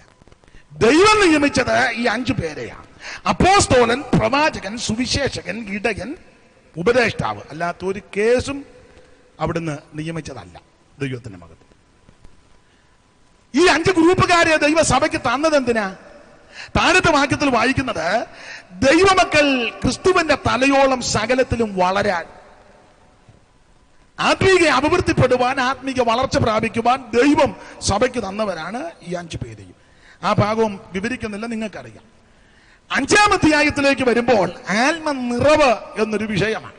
ആത്മനിറവ് അത് 5-ാം അധ്യായത്തിന്റെ 15 മുതൽ താഴോട്ടോട്ട് 21 വരെയുള്ള തിരുവെഴുത്തുകളിൽ കാണുന്നുണ്ട്. 5-ന്റെ 15 മുതൽ 21 വരെ. ആകയാൽ സൂക്ഷ്മത്തോടെ അജ്ഞാനികളായിട്ടല്ല ജ്ഞാനികളായി തന്നെ നടക്കുവാൻ നോക്കുവിൻ. ദുഷ്കാലമാകയാൽ സമയം തക്കത്തിൽ ഉപയോഗിച്ചു കൊള്ളുവിൻ. ബുദ്ധിഹീനരാകാതെ കർത്താവിന്റെ ഇഷ്ടം എന്തെന്ന് ഗ്രഹിച്ചു കൊള്ളുവിൻ. വീഞ്ഞു കുടിച്ച് മത്തനാകരുത്, അതിനാൽ ദുർനടപ്പുണ്ടാകുമല്ലോ. ആത്മാവ് നിറഞ്ഞവരായി സങ്കീർത്തനങ്ങളാലും സ്തുതികളാലും ആത്മീക ഗീതങ്ങളാലും തമ്മിൽ സംസാരിച്ച് നിങ്ങളുടെ ഹൃദയത്തിൽ കർത്താവിന് പാടിയും കീർത്തനം ചെയ്തും. പിന്നെ നമ്മുടെ കർത്താവായ യേശുക്രിസ്തുവിന്റെ നാമത്തിൽ, നമ്മുടെ കർത്താവാകുന്ന യേശുക്രിസ്തുവിന്റെ നാമത്തിൽ ദൈവവും പിതാവുമായവന് എല്ലായ്പ്പോഴും എല്ലാറ്റിനും വേണ്ടി സ്തോത്രം ചെയ്തുകൊണ്ട് ക്രിസ്തുവിന്റെ ഭയത്തിൽ അന്യോന്യം കീഴ്പ്പെട്ടിരിപ്പിൻ. അപ്പോൾ 5-ാം അധ്യായത്തിൽ വിഷയം ആത്മനിറവ് എന്ന സബ്ജക്റ്റാണ്. ആത്മനിറവ്. ഇനി 6-ാം അധ്യായത്തിന്റെ 10 നമ്മൾ വായിച്ചത്. 6-ാം അധ്യായത്തിലെ വിഷയം ആത്മീക പോരാട്ടമാണ്. ഇന്ന് രാത്രി എന്നെ കേൾക്കുന്ന ദൈവകുഞ്ഞുങ്ങളോടും പ്രിയപ്പെട്ടവരോടും പറയട്ടെ, എനിക്ക് നിങ്ങൾക്കും ഒരു പോരാട്ടമാണ്. ഇവിടെ എഫേസ്യ ലേഖനം 6-ാം അധ്യായത്തിന്റെ 10 പറയുകയാണ്, ഒടുവിൽ കർത്താവിലും അവന്റെ അമിതബലത്തിലും ശക്തിപ്പെടുവിൻ. ഒടുവിൽ എന്ന പദമാണ് അവിടെ കൊടുത്തിരിക്കുന്നത്. 6-ാം അധ്യായത്തിൽ ആത്മീക പോരാട്ടം. എനിക്കും നിങ്ങൾക്കും എതിരെ ഒരു എതിരാളിയുണ്ട്. അത് മനുഷ്യരാരുമല്ല, കുടുംബക്കാരല്ല, ചാർച്ചക്കാരല്ല, സഹോദരങ്ങളല്ല, അയലത്തുകാരല്ല, ഈ ഭൂമിയിൽ ഒരു വ്യക്തിയുമല്ല, ഒരു അദൃശ്യ ശക്തി. അത് സാത്താന്യ ശക്തിയാണ്. എനിക്ക് നിങ്ങൾക്ക് എതിരാളി, ദൈവസഭയ്ക്കുള്ള എതിരാളി. ആ എതിരാളിയോടാണ് എനിക്ക് നിങ്ങൾക്കും എതിർപ്പും പോരാട്ടമുള്ളത്. അതുകൊണ്ടാണ് 6-ാം അധ്യായത്തിന്റെ 10 പറയുക, ഒടുവിൽ കർത്താവിലും അവന്റെ അമിത ബലത്തിലും ശക്തിപ്പെടണം. ദൈവത്തിന്റെ മഹത്വം. ഈ ഒടുവിൽ എന്ന പദമാണ് 6-ന്റെ 10 കൊടുത്തിരിക്കുന്നത്. ഒടുവിൽ എന്ന പദം പറയണമെങ്കിൽ ആദ്യം പൗലോസ് ചില കാര്യങ്ങൾ പറഞ്ഞിട്ടുണ്ട്. ആദ്യം ചില കാര്യങ്ങൾ പറഞ്ഞു. അതെല്ലാം പറഞ്ഞതിന് ശേഷമാണ് ഒടുവിൽ ഈ കാര്യം പറഞ്ഞിരിക്കുന്നത്. ആദ്യം പറഞ്ഞ കാര്യങ്ങൾ ഓടിച്ചൊന്ന് ചിന്തിച്ചേച്ച് ഒടുവിൽ പറഞ്ഞ കാര്യം കൂടെ ചിന്തിച്ച് ഇന്ന് രാത്രി യോഗം നടത്താം. അപ്പോൾ ആദ്യം പറഞ്ഞത്, ആ ഭാഗം നിങ്ങൾ പഠിക്കുമ്പോൾ ആദ്യം ഒരു 6 ഗ്രൂപ്പിൽപ്പെട്ട ആൾക്കാരെ പൗലോസ് വിളിച്ചു. 6 ഗ്രൂപ്പുകാരെ വിളിച്ചു. ആദ്യം 5-ാം അധ്യായത്തിന്റെ 22 ഭാര്യമാരെ വിളിച്ചു. 5-ാം അധ്യായത്തിന്റെ 25 ഭർത്താക്കന്മാരെ സംബോധന ചെയ്തു. 6-ാം അധ്യായത്തിന്റെ 1 മക്കളെ വിളിച്ചു. 6-ന്റെ 4 പിതാക്കന്മാരെ വിളിച്ചു. 6-ാം അധ്യായത്തിന്റെ 5-ാമത്തെ വാക്യത്തിൽ ദാസന്മാരെ വിളിച്ചു. 6-ാം അധ്യായത്തിന്റെ 9-ാമത്തെ വാക്യത്തിൽ യജമാനന്മാരെ വിളിച്ചു. ഇനി ക്രമത്തിൽ പാസ്റ്റർ വായിക്കണം. 5-ാം അധ്യായത്തിന്റെ 22 ഭാര്യമാരെ 5-ന്റെ 22 ഭാര്യമാരെ വിളിച്ചു. 25 ഭർത്താക്കന്മാരെ 6-ന്റെ 1 മക്കളെ 6-ന്റെ 4 പിതാക്കന്മാരെ 6-ന്റെ 5 ദാസന്മാരെ 6-ന്റെ 9 യജമാനന്മാരെ. അപ്പൊ ശ്രദ്ധിക്കുക, 6 ഗ്രൂപ്പിൽപ്പെട്ട ആൾക്കാരെ പൗലോസ് വിളിച്ചു. ഓർപ്പിച്ചല്ലോ. 5-ന്റെ 22 ഭാര്യമാര്, 5-ന്റെ 25 ഭർത്താക്കന്മാർ, 6-ന്റെ 1 മക്കൾ, 6-ന്റെ 4 പിതാക്കന്മാർ, 6-ന്റെ 5 ദാസന്മാർ, 6-ന്റെ 9 യജമാനന്മാർ. നിങ്ങൾ ഓടിച്ചു പഠിച്ചാൽ ഇന്ന് സമൂഹത്തിൽ പറക്കുന്ന സകല മനുഷ്യരും ഈ 6 ഗ്രൂപ്പിനകത്ത് പെടും. ഒന്നെങ്കിൽ ഭാര്യയുടെ നില, അല്ലെങ്കിൽ ഭർത്താവിന്റെ വശം, അല്ലെങ്കിൽ മക്കൾ, അല്ലെങ്കിൽ മാതാപിതാക്കളുടെ നില, ഒന്നുകിൽ ദാസൻ, അല്ലെങ്കിൽ യജമാനൻ എന്ന് പറഞ്ഞാൽ മുഴു ലോകത്തോടും ആ പൗലോസ് പറഞ്ഞത്, ഒടുവിൽ കർത്താവിലും അവന്റെ അമിതബലത്തിൽ ശക്തിപ്പെടണം. ഈ പ്രാവശ്യത്തെ ഈ കൺവെൻഷന്റെ ഒടുവിൽ നിങ്ങളോട് അറിയിപ്പാനുള്ള സന്ദേശവും ഇത് തന്നെ, കർത്താവിലും അവന്റെ അമിതബലത്തിൽ ശക്തിപ്പെടണം. ഒരു വല്ലാത്ത കാലയളവിലേക്കാണ് ഞാനും നിങ്ങളും വന്നിരിക്കുന്നത്. ആ പ്രളയത്തിന്റെ രൂക്ഷത കഴിഞ്ഞു ഉടനെ തന്നെ മഹാമാരി കോവിഡ് വന്നു. 2018-ലും 2019-ലും ഒക്കെ ഈ ഉണർവുകാരി പറഞ്ഞു ഭയങ്കര വിടുതൽ നടക്കാൻ പോവാണ്. നടന്നല്ലോ, വെളിയിലിറങ്ങാൻ മേലായിരുന്നു. ഇപ്പം എല്ലാം മാളത്തിൽ നിന്ന് പയ്യെ തല വെളിയിലോട്ടിട്ട് അവിടെ ഇവിടെയൊക്കെ ഇപ്പം പിന്നെയും പഴയ ഇണക്കിണക്കുന്നുണ്ട്. നിങ്ങൾക്ക് മനസ്സിലാകാഴിയൊന്നുമല്ല. രോഗശാന്തി വരപ്രാപ്തന്മാരെല്ലാം പാമ്പാടിയിലും ഉണ്ടായിരുന്നു, കോട്ടയത്തും ഉണ്ടായിരുന്നു, കോടിമതയിലും ഉണ്ടായിരുന്നു, കൊട്ടാരക്കരയിലും ഉണ്ടായിരുന്നു, പുനലൂരും ബാംഗ്ലൂരൊക്കെ അതിന്റെ ആസ്ഥാന കേന്ദ്ര. ഒരെണ്ണത്തിന് കോവിഡിനെ കണ്ടില്ല. കൈപോലും തിരികലായിരുന്നു. കരുണാനിധി പോകും പോലെ പണ്ട് രോഗശാന്തി വരപ്രാപ്തന്മാർ. ഇപ്പൊ പയ്യെല്ലാം മാളത്തിൽ നിന്ന് വിടുതല, ആൾക്കാരെ കളിപ്പിക്കാൻ നടക്കുക. യേശു അന്നും ഇന്നും എന്നും ജീവിക്കുന്ന ദൈവമാണ്. അവിടുന്ന് ഇന്നും അത്ഭുതം ചെയ്യുന്ന ദൈവമാണ്. അവിടുന്ന് അവൻ അത്ഭുത മന്ത്രിയാ. സ്തോത്രം. ഗതിഭേദങ്ങളുടെ ആച്ഛാദനമൊന്നും ഇല്ലാത്തവനാ അവിടുന്ന്. അപ്പോൾ അന്ന് 2018-ലും 2017-ലും ഒക്കെ ഭയങ്കര വിടുതലാന്ന് പറഞ്ഞു. ഇപ്പൊ പയ്യെ പിന്നെ ഇറങ്ങിയിട്ടുണ്ട് വിടുതലാന്ന്. ഇനി വിടുതൽ മിക്കവാറും ഇനിയിപ്പോ അടുത്ത എന്നാ വരുന്നെന്ന് കണ്ടറിയാം. സ്തോത്രം. ഒന്നുമില്ലെങ്കിൽ കോവിഡ് വന്നപ്പം ഇല്ല, ഇത് എന്തുവാ, മാസ്കും ഒക്കെ വെച്ചെങ്കിലും വെളിയിലിറങ്ങാം. ഇനിയും വരാൻ പോകുന്ന ചിലപ്പം അനങ്ങാൻ മേലാത്ത കേസായിരിക്കും. അപ്പൊ ഞാൻ സൂചിപ്പിച്ചത് ഒരു വല്ലാത്ത കാലത്തിലേക്കാണ് വന്നുകൊണ്ടിരിക്കുന്നത്. ഇനി നാളെ എന്ത് സംഭവിക്കുമെന്ന് നമുക്കറിയത്തില്ല. ഇതെല്ലാം കർത്താവിന്റെ വരവിന്റെ ലക്ഷണങ്ങളാ. യുദ്ധങ്ങളും യുദ്ധശ്രുതികളും മഹാവ്യാധിയും തീരാവ്യാധിയും ഒക്കെ നിങ്ങൾക്കറിയാമല്ലോ.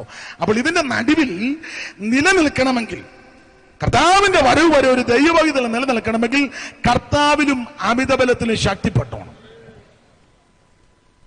നീ ഇവിടെ കിടന്ന് കേസും വഴക്കും വാശിയും വൈരാഗ്യവും അടിപിടിയും ഒന്നും ഉണ്ടാക്കരുതെന്ന് പച്ച മലയാളത്തിലായി പറഞ്ഞു തരുന്നേ. നീ അതിന് തർക്കം ഉണ്ടാക്കരുത് തങ്കച്ചാ. നിന്റെ സ്വന്തം അനിയനാ, അവനങ്ങ് കൊടുക്കേ. 1 സെന്റോ 2 സെന്റോ കൊടുക്കേ. നീ ത്യാഗാറായി, നിനക്ക് ശ്വാസമുട്ടലുള്ളതാണ്. നീ 3 പ്രാവശ്യം മെഡിക്കൽ കോളേജിൽ കിടന്നാൽ ഓർമ്മ വേണം കേട്ടോ.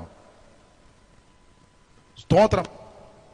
നിന്റെ പെമ്പളയ്ക്കും പരുവക്കേടാ. എന്നാലും ഇവിടെ നാക്കിന് യാതൊരു കുറവും തെയ്യെന്നാ അവള് നിൽക്കുന്നത്. മനസ്സിലാകുന്നുണ്ടോ? ഇവിടെ കിടന്ന് കേസും വഴക്കും കോടതി അടിപിടിയൊന്നും ഉണ്ടാക്കരുതെന്നായി പറഞ്ഞത്. സൂസമ്മയോട് ഞാൻ പറയാം, തള്ളയ്ക്ക് വെള്ളം കൊടുക്കണം, അവരെ ആശ്വാസഭവനിൽ കൊണ്ടിടരുത്. അവിടെ പോക്കുമെന്ന് അറിയത്തില്ല.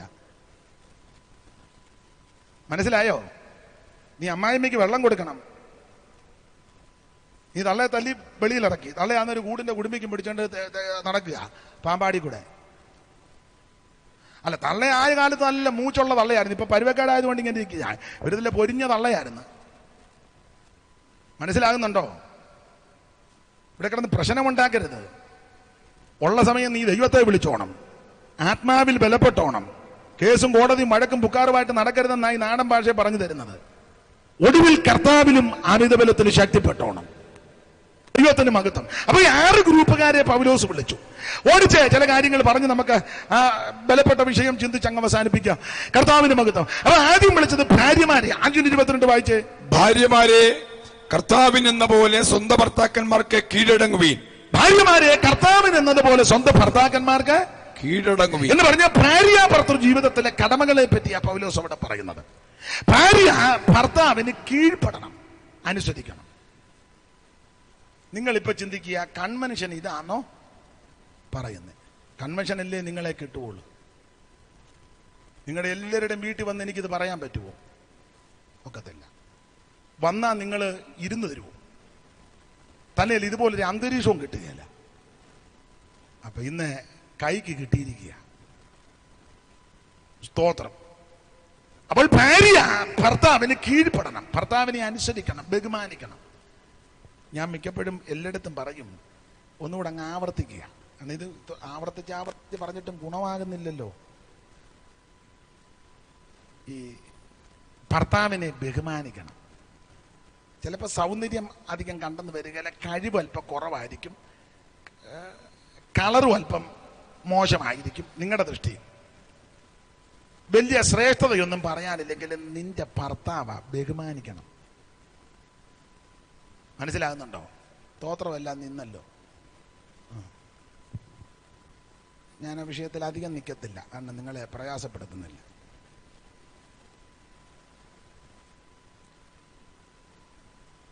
ഈ ഭർത്താവിന്റെ കുറ്റം ഏതാ, അപാകതകൾ, ന്യൂനത, ബലഹീനത വേറെ ആരോടും പറയരുത്.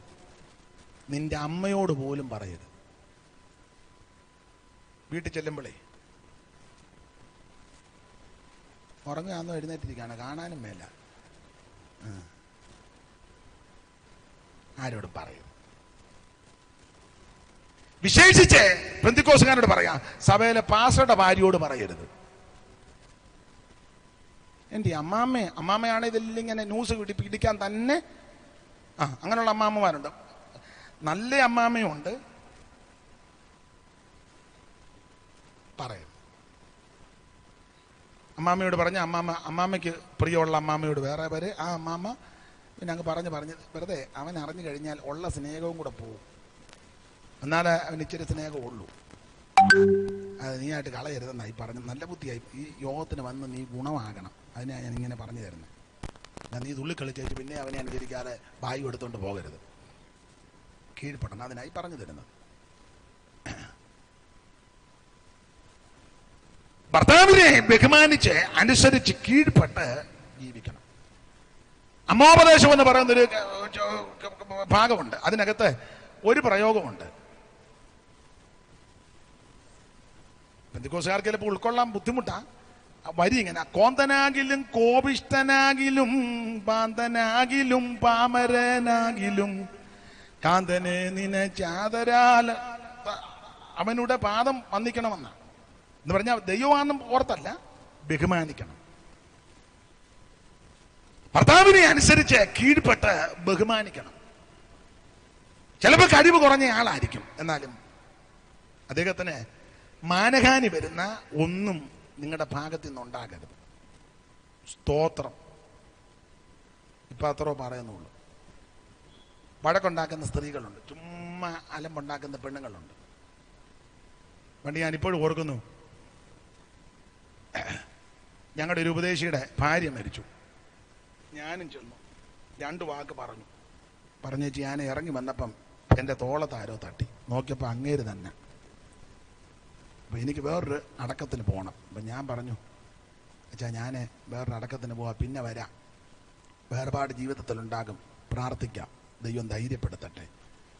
അപ്പം അദ്ദേഹം പറഞ്ഞ പദം ഞാൻ മിക്കയിടത്തും പറഞ്ഞു, ഇപ്പോഴും എൻ്റെ കാതി മുഴങ്ങുക. ആട്ടെ അനീഷേ, അവളും സ്വസ്ഥമായി, ഞാനും സ്വസ്ഥമായി. ഇപ്പോഴും എൻ്റെ കാതി മുഴങ്ങുക. ഈ തള്ള അങ്ങ് ജീവിയിടായിരുന്നു. ഇങ്ങനെ നേരത്തെ വന്നാ കുറ്റം, താമസിച്ച് വന്നാ കുറ്റം, പറഞ്ഞാ കുറ്റം, എടുത്താ കുറ്റം, ചെയ്ത മുഴുവൻ അങ്ങ് കുറ്റം. ഇവരങ്ങ് അലമ്പ. പക്ഷെ അങ്ങേരൊരു നല്ല മനുഷ്യനാ, ഒന്നും മറുപടി പറയത്തില്ല. അത് ഈ തള്ള അങ്ങ് മുതലാക്കും. അങ്ങനെ അലമ്പുണ്ടാക്കി പുള്ളി ഒന്നും എതിർക്കത്തൊന്നുമില്ല, ഒരു പാവത്താനാ. അങ്ങനെ ഇരിക്കുമ്പോൾ എലിപ്പനി വന്ന് ഈ തള്ള ചത്തത്. അന്നേരം അങ്ങേര് പറഞ്ഞത് അവളും സ്വസ്ഥമായി, ഞാനും സ്വസ്ഥം. അങ്ങനെ നിങ്ങൾ പറയിപ്പിക്കരുത്. സ്തോത്രം. ബഹുമാനിക്കണം, കീഴ്പ്പെടണം, അനുസരിക്കണം, വിധേയപ്പെടണം. ഭാര്യാഭർത്താക്കന്മാരുടെ കടമകളാണ് 22 മുതൽ താഴോട്ടുള്ള തിരുവെടുത്തുകളിലെല്ലാം പൗലോസ് പരാമർശിക്കുന്നത്. ഇനി 25-ാമത്തെ വാക്യത്തിൽ ഭർത്താക്കന്മാരോട് ചില നിർദ്ദേശങ്ങൾ കൊടുക്കുക. പെട്ടെന്ന് വായിച്ചു. ഭർത്താക്കന്മാരെ ക്രിസ്തുവും സഭയെ സ്നേഹിച്ചതുപോലെ നിങ്ങളുടെ ഭാര്യമാരെ സ്നേഹിപ്പി. ഭർത്താവ് ഭാര്യയെ സംരക്ഷിക്കണം, പോറ്റി പുലർത്തണം, സ്നേഹിക്കണം. ബലഹീന പാത്രമാണ്, അതുകൊണ്ട് ബഹുമാനം കൊടുക്കണമെന്ന പത്രോസും സൂചിപ്പിച്ചിരിക്കുന്നത്. ബലഹീന പാത്രമാണ്. അപാകതകളും ന്യൂനതകളും പോരായ്മകളും ഒക്കെ കാണും. അത് മനസ്സിലാക്കി വളരെ സ്നേഹിച്ച് കരുതി സംരക്ഷിക്കണം. സ്വയരക്ഷ നോക്കുന്ന ഒരു ഭർത്താവായിരിക്കരുത്, അവരെ സംരക്ഷിക്കണം. എൻ്റെ ഭാഷയിൽ പറഞ്ഞാൽ, ദൈവം കഴിഞ്ഞാൽ നമ്മളെ വിശ്വസിച്ച് അവരിറങ്ങിയിരിക്കുന്നത്. ദൈവം കഴിഞ്ഞാൽ കൈ തന്നപ്പോളേ, അപ്പോൾ ചിലപ്പോൾ അപാകത കാണും, ന്യൂനത കാണും, പോരായ്മ കാണും, ഒക്കെ ഒത്തിരി കാണും. പക്ഷെ അത് ക്ഷമിക്കണം.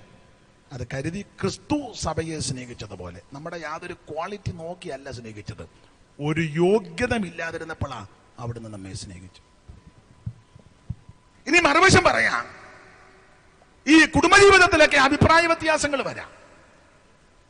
2 കുടുംബത്തിൽ 2 പശ്ചാത്തലത്തിലൊക്കെ ജീവിക്കുന്നവരെ അഭിപ്രായ വ്യത്യാസം ഉണ്ടാകും. എവിടെ ഇല്ലാത്ത?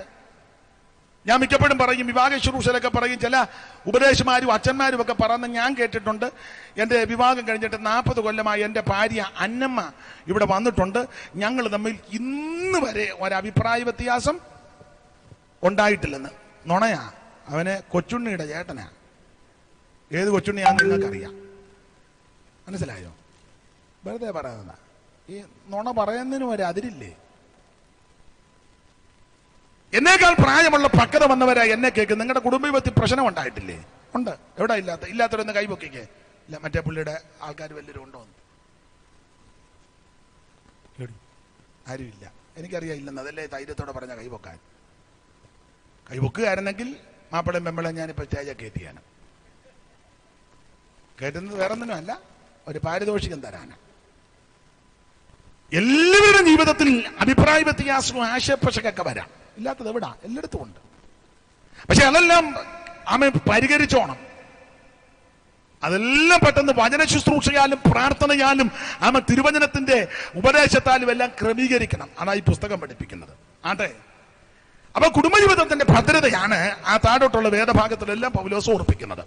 ഇനി അടുത്തത് മക്കളെ വിളിച്ച് ഉപദേശം കൊടുക്കുകയാണ്. അത് 6-ാം അധ്യായത്തിന്റെ പ്രാരംഭവാക്യം. മക്കളെ നിങ്ങളുടെ അമ്മയപ്പന്മാരെ കർത്താവിൽ അനുസരിപ്പി. മക്കളെ നിങ്ങളുടെ അമ്മയപ്പന്മാരെ കർത്താവിൽ അനുസരിപ്പി. അത് ന്യായമല്ലോ. അടുത്തത് നിനക്ക് നന്മയുണ്ടാകുവാനും ഭൂമിയിൽ ദീർഘായുസോടിരിപ്പാൻ അപ്പനെയും അമ്മയും ബഹുമാനിക്കണം. മാതാപിതാക്കളെ ബഹുമാനിക്കണം. ഞാൻ അല്പം കൂടെ കടത്തി പറയാം, പ്രായമുള്ളവരെ ബഹുമാനിക്കണം. ഇപ്പൊ അതൊന്നും പിള്ളേരെ പഠിപ്പിക്കുന്നില്ല. പ്രായമുള്ള ഒരാൾ വീട്ടിലുണ്ടെങ്കിൽ അവരെ ബഹുമാനിക്കണം. പ്രായമുള്ള അപ്പച്ചൻ അമ്മച്ചി വീട്ടിലുണ്ട്, അവരെ ബഹുമാനിക്കണ്ടേ? മൂത്തവരെ വരുമ്പോ എഴുന്നേക്കണ്ടേ? ഇതൊക്കെ പിള്ളേരെ പഠിപ്പിക്കണം. മൂത്ത ആൾക്കാർ വരുമ്പോ എഴുന്നേക്കണം, അവരെ ശുശ്രൂഷിക്കണം, അവരെ ബഹുമാനിക്കണം. വിശേഷിച്ച് മാതാപിതാക്കളെ ബഹുമാനിക്കണം. നിന്റെ അപ്പനെയും അമ്മയും നിന്ദിക്കരുത്. അപ്പനും അമ്മയും പ്രായമാകുമ്പോൾ അവര് നിന്ദിക്കുകയും ആക്ഷേപിക്കുകയും പരിഹസിക്കുകയും ചെയ്യരുത്. മാതാപിതാക്കളെ ശുശ്രൂഷിക്കണം. അവരെ അനാഥശാലയെ വിടരുത്, അഗതി മന്ദിരത്തിലാക്കരുത്. മനസ്സിലായോ? ഇപ്പൊ പെന്തിക്കോസുകാരും എല്ലാം അങ്ങനെ വിടുന്നുണ്ട്. അപ്പനെയും അമ്മയും ശുശ്രൂഷിക്കാൻ കഴിയത്തില്ല. ഈ പുസ്തകം പഠിപ്പിക്കുന്ന പ്രമാണം ഇങ്ങനെ, മാതാപിതാക്കൾക്ക് മക്കൾ പ്രത്യുപകാരം ചെയ്യണമെന്നാണ്. മനസ്സിലാകുന്നുണ്ടോ? പ്രായമുള്ള അപ്പനും അമ്മയും അവര് വാർദ്ധക്യ സഹജമായി ക്ഷീണം ഉണ്ടാകുമ്പോൾ മക്കൾ അവർക്ക് പ്രത്യുപകാരം ചെയ്യണം എന്ന് പറഞ്ഞാൽ, നിന്നെ ചെറുപ്പത്തിൽ എങ്ങനെ അവർ ശുശ്രൂഷിച്ചു അതുപോലെ നീ അവരെ ശുശ്രൂഷിക്കണം. നിന്നെ അവര് കുളിപ്പിച്ചതാ ഇല്ലേ? 1-2 വയസ്സുള്ളപ്പോൾ തന്നെ കുളിക്കാനുള്ള ആക്കവും പ്രായവും പക്വതയും വരാഞ്ഞ സമയത്ത് അമ്മ എന്ത് ജോലിത്തിരക്കാന്തലും നിന്നെ എന്നും കുളിപ്പിക്കും. അതുകൊണ്ട് പ്രായമുള്ള അപ്പനും അമ്മയും ക്ഷീണിതരായി കിടന്ന ആഴ്ചയിലൊന്നും മാസത്തിലൊന്നും ഹോം നേഴ്സ് വന്നല്ല കുളിപ്പിക്കേണ്ടത്, നീ തന്നെ കുളിപ്പിക്കണം. ഇപ്പൊ പിന്നെ കുളിപ്പീരൊന്നും ഇല്ല, കുന്തമെല്ലാം കൂടെ കൊണ്ട് കെട്ടി അത് മാറ്റുക, കുടഞ്ഞിടുക, പൗഡറെല്ലാം അവിടെ കിടക്കുക. അതല്ല എവിടെയാണ് കിടക്കുന്നത്? സ്തോത്രം. പ്രത്യുപകാരം ചെയ്യണമെന്നായി പുസ്തകം പഠിപ്പിക്കുന്നത്. ഇവിടെ കൂടപ്പെട്ട് എല്ലാവരോടും അത് തന്നെ പറയാനുള്ളത്. മാതാപിതാക്കളെ ശുശ്രൂഷിക്കണം, ബഹുമാനിക്കണം. പ്രായമുള്ള അമ്മ അപ്പനും അമ്മയ്ക്കും വെള്ളം കൊടുക്കാത്തൊക്കെ ഒത്തിരി ഉണ്ട്. ഈ ഏരിയയിലും ഉണ്ട്, പാമ്പാടിയിലായിരിക്കും കൂടുതലും. സ്തോത്രം. അപ്പനെ അമ്മയെ അന്വേഷിക്കാതെ നീ പ്രാർത്ഥിച്ചാലൊന്നും ദൈവം കേൾക്കുകയല്ല, വെറുതെ കിടന്ന് അലമ്പുണ്ടാക്കാന്നല്ലാതെ യാതൊരു ഗുണവും വരികയല്ലെന്നായി പറഞ്ഞത്. മാതാപിതാക്കളെ ബഹുമാനിക്കണം, അവരെ ശുശ്രൂഷിക്കണം, ആദരിക്കണം. ദൈവത്തിന് മഹത്വം. എന്തുവാ രണ്ടുപേരോട് പറഞ്ഞേ? അന്വേഷിക്കാതില്ലെന്നാന്നോ അന്വേഷിക്കുമെന്നാന്നോ? രണ്ടുപേരാണ്ട് പറഞ്ഞേ. എന്നാ പറഞ്ഞേ? ഞാൻ നോക്കുന്നില്ല, നീ നോക്കണ്ടടി എന്നാന്നോ? എന്തുവാ നിങ്ങൾ പറഞ്ഞേ? രണ്ടുപേരും ഒത്തോണ്ടാ. മാതാപിതാക്കളെ ബഹുമാനിക്കണം, അവരെ ശുശ്രൂഷിക്കണം. അവരുടെ കണ്ണുനീര് നമ്മുടെ വീട്ടിൽ വീണാൽ, ന്യായമായുള്ള കണ്ണുനീര് വീണാൽ ആയുസ് രക്ഷപ്പെടുകയല്ല. ആ ശാപം ഇങ്ങനെ കിടക്കും. അത് തങ്കൂനെയും താരൂനെയും ഒന്നും കൊണ്ടുവന്നാൽ പോവുകയില്ല. അവരെ നമുക്ക് വിളിക്കാൻ ശാപമല്ല. അവരിലെ ഇതിൻ്റെ എല്ലാം ഞാരെ വിളിച്ചാൽ ഇത് മാറുകയില്ല. ഇരുമ്പലൊക്കെ വിഴുങ്ങിച്ച് ചുക്ക് കഷായം കുടിച്ചാലൊന്നും കുഞ്ഞമ്മേ ഇതൊന്നും മാറുകയില്ല. ഇവിടെ കിടന്നിങ്ങനെ അറകല്ലതുള്ളും പല തുള്ളാന്നല്ലാതെ കണ്ണുമെല്ലാം മറഞ്ഞു നീക്കുപോക്ക് ഉണ്ടാകുകയില്ല. നിനക്ക് നന്മയുണ്ടാകുവാനും ഈ ഭൂമിയിൽ ദീർഘായുസ്സോടിരിപ്പാൻ നിന്റെ അപ്പനെ അമ്മയെ ബഹുമാനിക്കണം. മാതാപിതാക്കളെ ബഹുമാനിക്കണം, പ്രത്യുപകാരം ചെയ്യണം. അത് ദീർഘമാക്കുന്നില്ല, വേറെ വിഷയത്തിൽ വരേണ്ടത് കൊണ്ട്. ഇനി അടുത്തത് മക്കളെ വിളിച്ച് ഉപദേശം തരുന്നുണ്ട്. മാതാപിതാക്കളെ 4-ാം വാക്യം വായിച്ച, പിതാക്കന്മാരെ നിങ്ങളുടെ മക്കളെ കോപിപ്പിക്കാതെ, നിങ്ങളുടെ മക്കളെ കോപിപ്പിക്കാതെ കർത്താവിന്റെ ബാലശിക്ഷയിലും നിത്യോപദേശത്തിലും പോറ്റി വളർത്തുക. ഇനി മാതാപിതാക്കളോട് ഒരു സന്ദേശം പറയാം. 2-ഓ 3-ഓ ദൈവം തരുന്ന മക്കളാ, 4-ഓ 5-ഓ ദൈവം തരുന്നതാ. വേറുകൃത്യം കാണിക്കരുത്. മകളാന്നേലും മകനാന്നേലും ആരാന്നേലും വേറുകൃത്യം പാടില്ല. മക്കളെ ദൈവം തരുന്നതാ. തിരുവചനം പഠിപ്പിക്കുന്നത് മക്കൾ ഒഹോമാതിരുന്ന ഈ അവകാശം, ഉദരബലം, ദൈവം തരുന്ന പ്രതിഫലം, വീരന്റെ കയ്യിൽ ഈ അസ്ത്രം. അങ്ങനെ ആ യൗവനത്തിലെ മക്കൾ, ആ മക്കളോട് വേറുകൃത്യം പാടില്ല.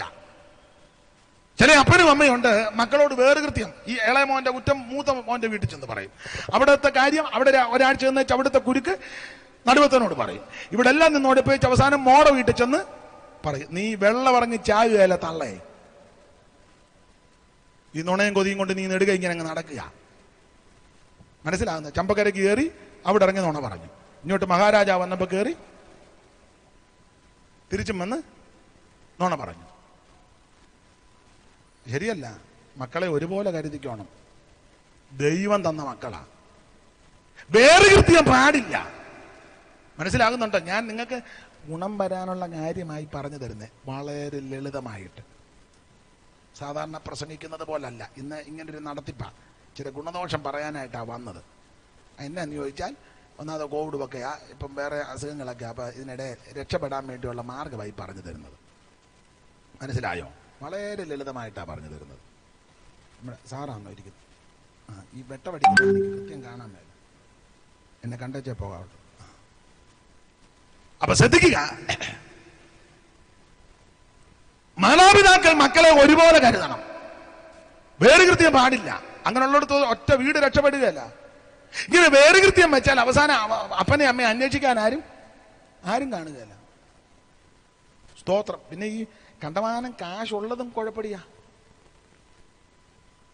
റബ്ബർ തോട്ടവും 1-2 വീടും ചുറ്റുപാടും കണ്ടമാനമായാലും കുഴപ്പമാണ്. അവസാനം പിന്നെ ആരും നിന്നെ ഏക്കാതെ വരും. അതുകൊണ്ട് ഞാൻ നല്ല ബുദ്ധി പറയാം, ഒറ്റവണ്ടി അംഗീകരിച്ചാൽ മതി. ഗുണം വരാനുള്ള വഴിയായി പറഞ്ഞു തരുന്നത്. ഒരു 10 സെന്റും വീടും പേരെഴുതി വെച്ചിട്ട് ബാക്കി വിൽക്കുകയോ എടുക്കുകയോ ചെയ്തേച്ച് അത്യാവശ്യം വല്ലതും കൃത്യമായിട്ട് പകത്ത് വെച്ച് കാലശേഷം എന്ന് എഴുതിയേക്കണം. അങ്ങനെ എഴുതാവുള്ളൂ, കാലശേഷം. അതിനിടയ്ക്ക് കൊച്ചുങ്ങൾ വേണമെന്ന് പറയും, ഇതിലോട്ടൊന്ന് ഒപ്പിട്ട് ഒരു ലോൺ എടുക്കാനാ, ജീവൻ പോയാൽ കൊടുക്കരുത്, നീ വെട്ടിനകത്ത് വീഴും. അതിന് നല്ല ബുദ്ധി പറഞ്ഞു തരിക. അപ്പോൾ ലോൺ വെക്കാൻ ഇങ്ങോട്ടൊന്ന് ഇപ്പം ലോൺ എടുക്കണ്ട, ഉള്ളത് കൊണ്ടൊക്കെ അങ്ങ് പോയാൽ മതി, ഞാൻ ചത്ത് കഴിയുമ്പം സൂക്ഷിക്കുകയും ചെയ്യണം. ഇവൻ കാപ്പിയോ ഇവിടെ മരുമകൾ കാപ്പി വന്നാലും സൂക്ഷിച്ചേ കുടിക്കാവുള്ളൂ. സ്തോത്രം പറഞ്ഞു കുടിക്കണം. വലിച്ചു കുടിച്ച് എങ്ങാനും പരുവക്കേടാകും. ഇല്ല, നമ്മുടെ കൂടത്തുകാരി എന്നാ അവിടെ പേര്, കൂടത്തായി, അറിയാം, അവള് ചെയ്തത് അറിയാമല്ലോ. കുറേശ്ശെ നാശോപ്പിച്ച് വെക്കരുത്. അപ്പം മക്കളെ ഒരുപോലെ കരുതണം. ഞാൻ എൻ്റെ ജീവിതാനുഭവത്തിൽ നിന്ന് പല കാര്യവും പറയാറുണ്ട്. ഇപ്പോഴും ഞാൻ ഓർക്കുന്ന, മിക്കടത്തും പ്രസംഗിച്ചിടത്ത് ഞാൻ പ്രസംഗിക്കാറുണ്ട്. ഒരിക്കലേ ഞങ്ങളുടെ വകയപ്പെട്ട ഒരു ഉപ്പാപ്പൻ എനിക്കൊരു മുട്ടായി തന്നു. ഒരു മുടുത്ത മുട്ടായി, അതിൻ്റെ പേരെല്ലാം മറന്നുപോയി, വർഷങ്ങൾക്ക് മുമ്പ് കുഞ്ഞിലെ ഒരു മുട്ടായി തന്നു. ഞാൻ ആ മുട്ടായി ആയിട്ട് വീട്ടിൽ വന്നപ്പം, വഴി വെച്ചാ തന്നത്, അതുമായിട്ട് വീട്ടിൽ വന്നപ്പം എൻ്റെ കയ്യിലൊരു, അമ്മ ചോദിച്ചു എന്ത് പാടാന്ന് ചോദിച്ചു. ഞാൻ പറഞ്ഞു മുട്ടായിയാ, ഇനി കൊണ്ടുവരാൻ പറഞ്ഞു. എത്ര എണ്ണം ഉണ്ട്? ഒന്നേ ഉള്ളൂ, ഇങ്ങോട്ട് കൊണ്ടുവരാൻ പറഞ്ഞു. ഞാൻ ആ മുട്ടായി കൊണ്ട് അമ്മയുടെ കൈ കൊടുത്തു. അപ്പം ഞാനത് തുറന്നേച്ച് എനിക്ക് തരുവന്ന്. അമ്മയെ തുറന്നു നോക്കിയപ്പോൾ ഒരു മുട്ടായിയ. ഇപ്പോഴും ഞാൻ മറന്നിട്ടില്ല. അകത്ത് പോയി എന്നോട് പറഞ്ഞൊരു പിച്ചാത്തി എടുത്തുകൊണ്ട് വരാം. പിച്ചാത്തി കൊണ്ടുവന്ന്, പഴയ വീടാണ്, എൻ്റെ അരപ്ലേസിൻ്റെ വാതിക്കലോട്ട് ഈ കടലാസി മുട്ടായി പോയി ചേച്ചി. ഞാൻ നോക്കി നിൽക്കുക. അമ്മ ഈ പിച്ചാത്തി ഇങ്ങനെ വെച്ചിട്ട് കൈ കൊണ്ട് 4 പൊളന്നു ഒരു മുട്ടായി, ഇങ്ങനെ നെടുകയും കുറുകയും ഓരോ അടി അടിച്ചപ്പോൾ ഇത് 4 പൊളന്ന് നിവർത്തിച്ചാൽ ഒരു കഷണം എനിക്ക് തന്നു. അപ്പോൾ ബാക്കി 3 കഷണം, ഞങ്ങൾ 4 മക്കളാണ്, മറ്റ് 3 കഷണം അവർക്കും കൊടുത്തു. ഇപ്പോഴും ഞാൻ മറന്നിട്ടില്ല. മനസ്സിലായോ? ഞാൻ ആരെയും കുറ്റം പറയുകയല്ല. എന്നാൽ ചില അമ്മമാര്, ചിലര് എന്തുവാടാ കയ്യിരിക്കുന്നത്? മുട്ടായി. എത്ര എണ്ണം ഉണ്ട്? 1. പെട്ടെന്ന് കഴിക്കുക, അവൻ വരുന്നതിന് മുന്നേ കഴിക്കും. കുട്ടായി ആയിട്ട് നിൽക്കുക, കഴിക്കും. പിന്നെ അത് കടലാസ് കഴിക്കാൻ, അവൻ വരുന്നതിന് മുന്നേ കഴിക്കും. കിട്ടായി എന്ന് പറഞ്ഞേക്കും. ഉടനെ അത് എങ്ങനെയും ചവച്ച് പെട്ടെന്ന് കഴിക്കണം, ഉണങ്ങി നിൽക്കുക. അവനെ ഒരു തരത്തിൽ കടിച്ചു പൊടിച്ച്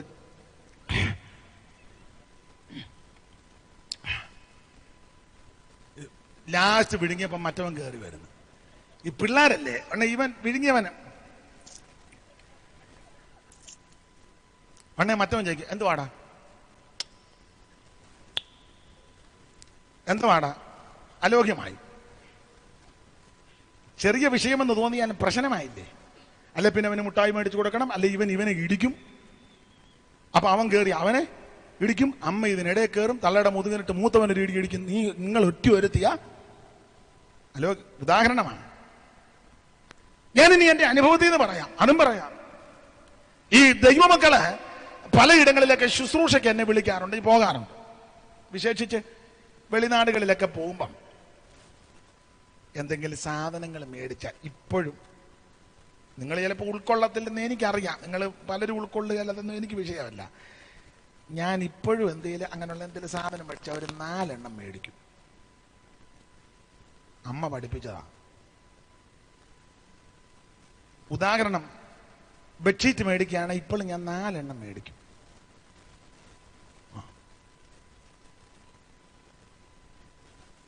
ഉദാഹരണമായി പറഞ്ഞു. അമ്മ അന്ന് പഠിപ്പിച്ചതാ, ഇന്നും മറന്നിട്ടില്ല. അതുകൊണ്ട് ഒരു കാര്യം കൂടെ ഓപ്പണായിട്ട് പറയാം, ഞങ്ങളെ സഹോദരങ്ങൾ 4 പേരുമായിട്ട് അങ്ങനെ വലിയ ആലോക്യവുമില്ല. ചിലത് സ്വന്തം സഹോദരങ്ങളും മിണ്ടാത്തവരുണ്ടല്ലോ. ചേട്ടൻ IPC, അനിയൻ അസംബ്ലിസ് കൂടി, നടുവത്തവൻ ചാരോൻ, ഏറ്റവും ഇളയവൻ എന്തുവാ ചർച്ചക്കോട്, തള്ള TPM-ലും 8-ാം മൈലിലും. ഒരു കുടുംബത്തിൽ നടക്കുന്ന കാര്യമാണ്. അനിയന്റെ വീട്ടിൽ പ്രാർത്ഥന, IPC-കാരുടെ ഉണ്ട്. ചേട്ടൻ അവര് IPC, നമ്മൾ ചർച്ചക്കാടാ, ചർച്ചക്കാ. നിങ്ങൾക്ക് മര്യാദയ്ക്ക് ചർച്ച് ഓഫ് ഗോഡ് എന്ന് പറയാൻ പറ്റില്ല.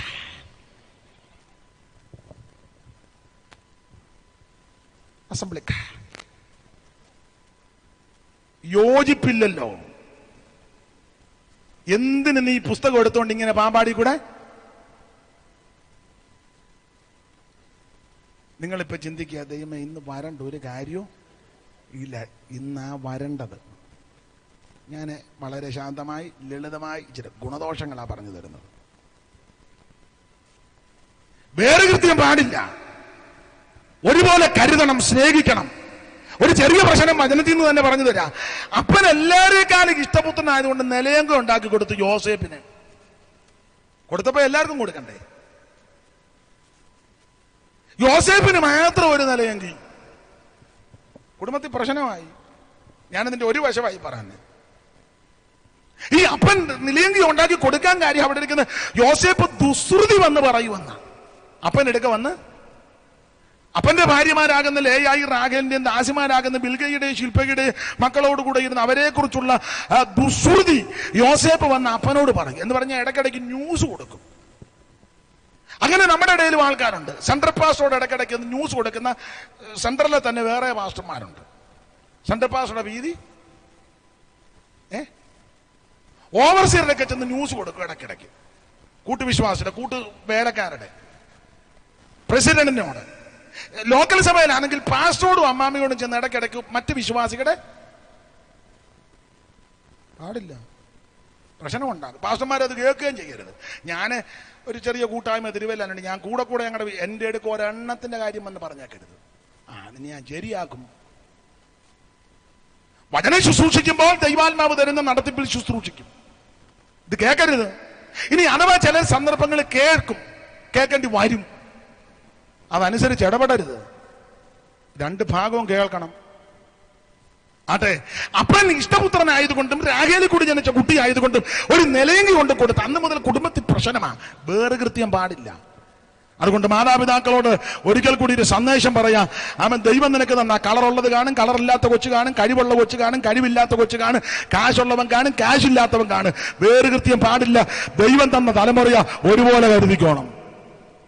അതാണ് പിതാക്കന്മാർക്ക്, മാതാപിതാക്കൾക്കുള്ള സന്ദേശം. ഇനി 5-ാം വാക്യം വായിച്ചിട്ട് ദാസന്മാരോട്, ദാസന്മാരെ ജഡപ്രകാരം യജമാനന്മാരായവരെ ക്രിസ്തുവിനെ പോലെ തന്നെ ഹൃദയത്തിന്റെ ഏകാഗ്രതയിൽ. ഒരു ദാസൻ എങ്ങനെ യജമാനനോട് ഇടപെടണം? യജമാനന് ദാസന് ഒരു സഭയിലെ മെമ്പറാ, പക്ഷെ യജമാനനെ ബുദ്ധിമുട്ടിക്കരുത്. നിന്റെ സഭയിലെ വിശ്വാസിയാ, ഒരു കൂട്ടായ്മയിലാന്നോർത്ത് ചെയ്യുന്ന ജോലിയുടെ പ്രതിഫലം വാങ്ങണം. അത്രയും പറഞ്ഞ ഭാഗം വിടുക. ഇനി യജമാനന്മാരോടും പറയുക, നിങ്ങൾക്കും അവർക്കും ഒരു യജമാനൻ സ്വർഗത്തിലുണ്ട്. വളരെ കരുണയോടെ ഇടപെടണം. വീട്ടിൽ ജോലിക്ക് വരുന്നവരോട് മാനമര്യാദയ്ക്ക് ഇടപെടണം.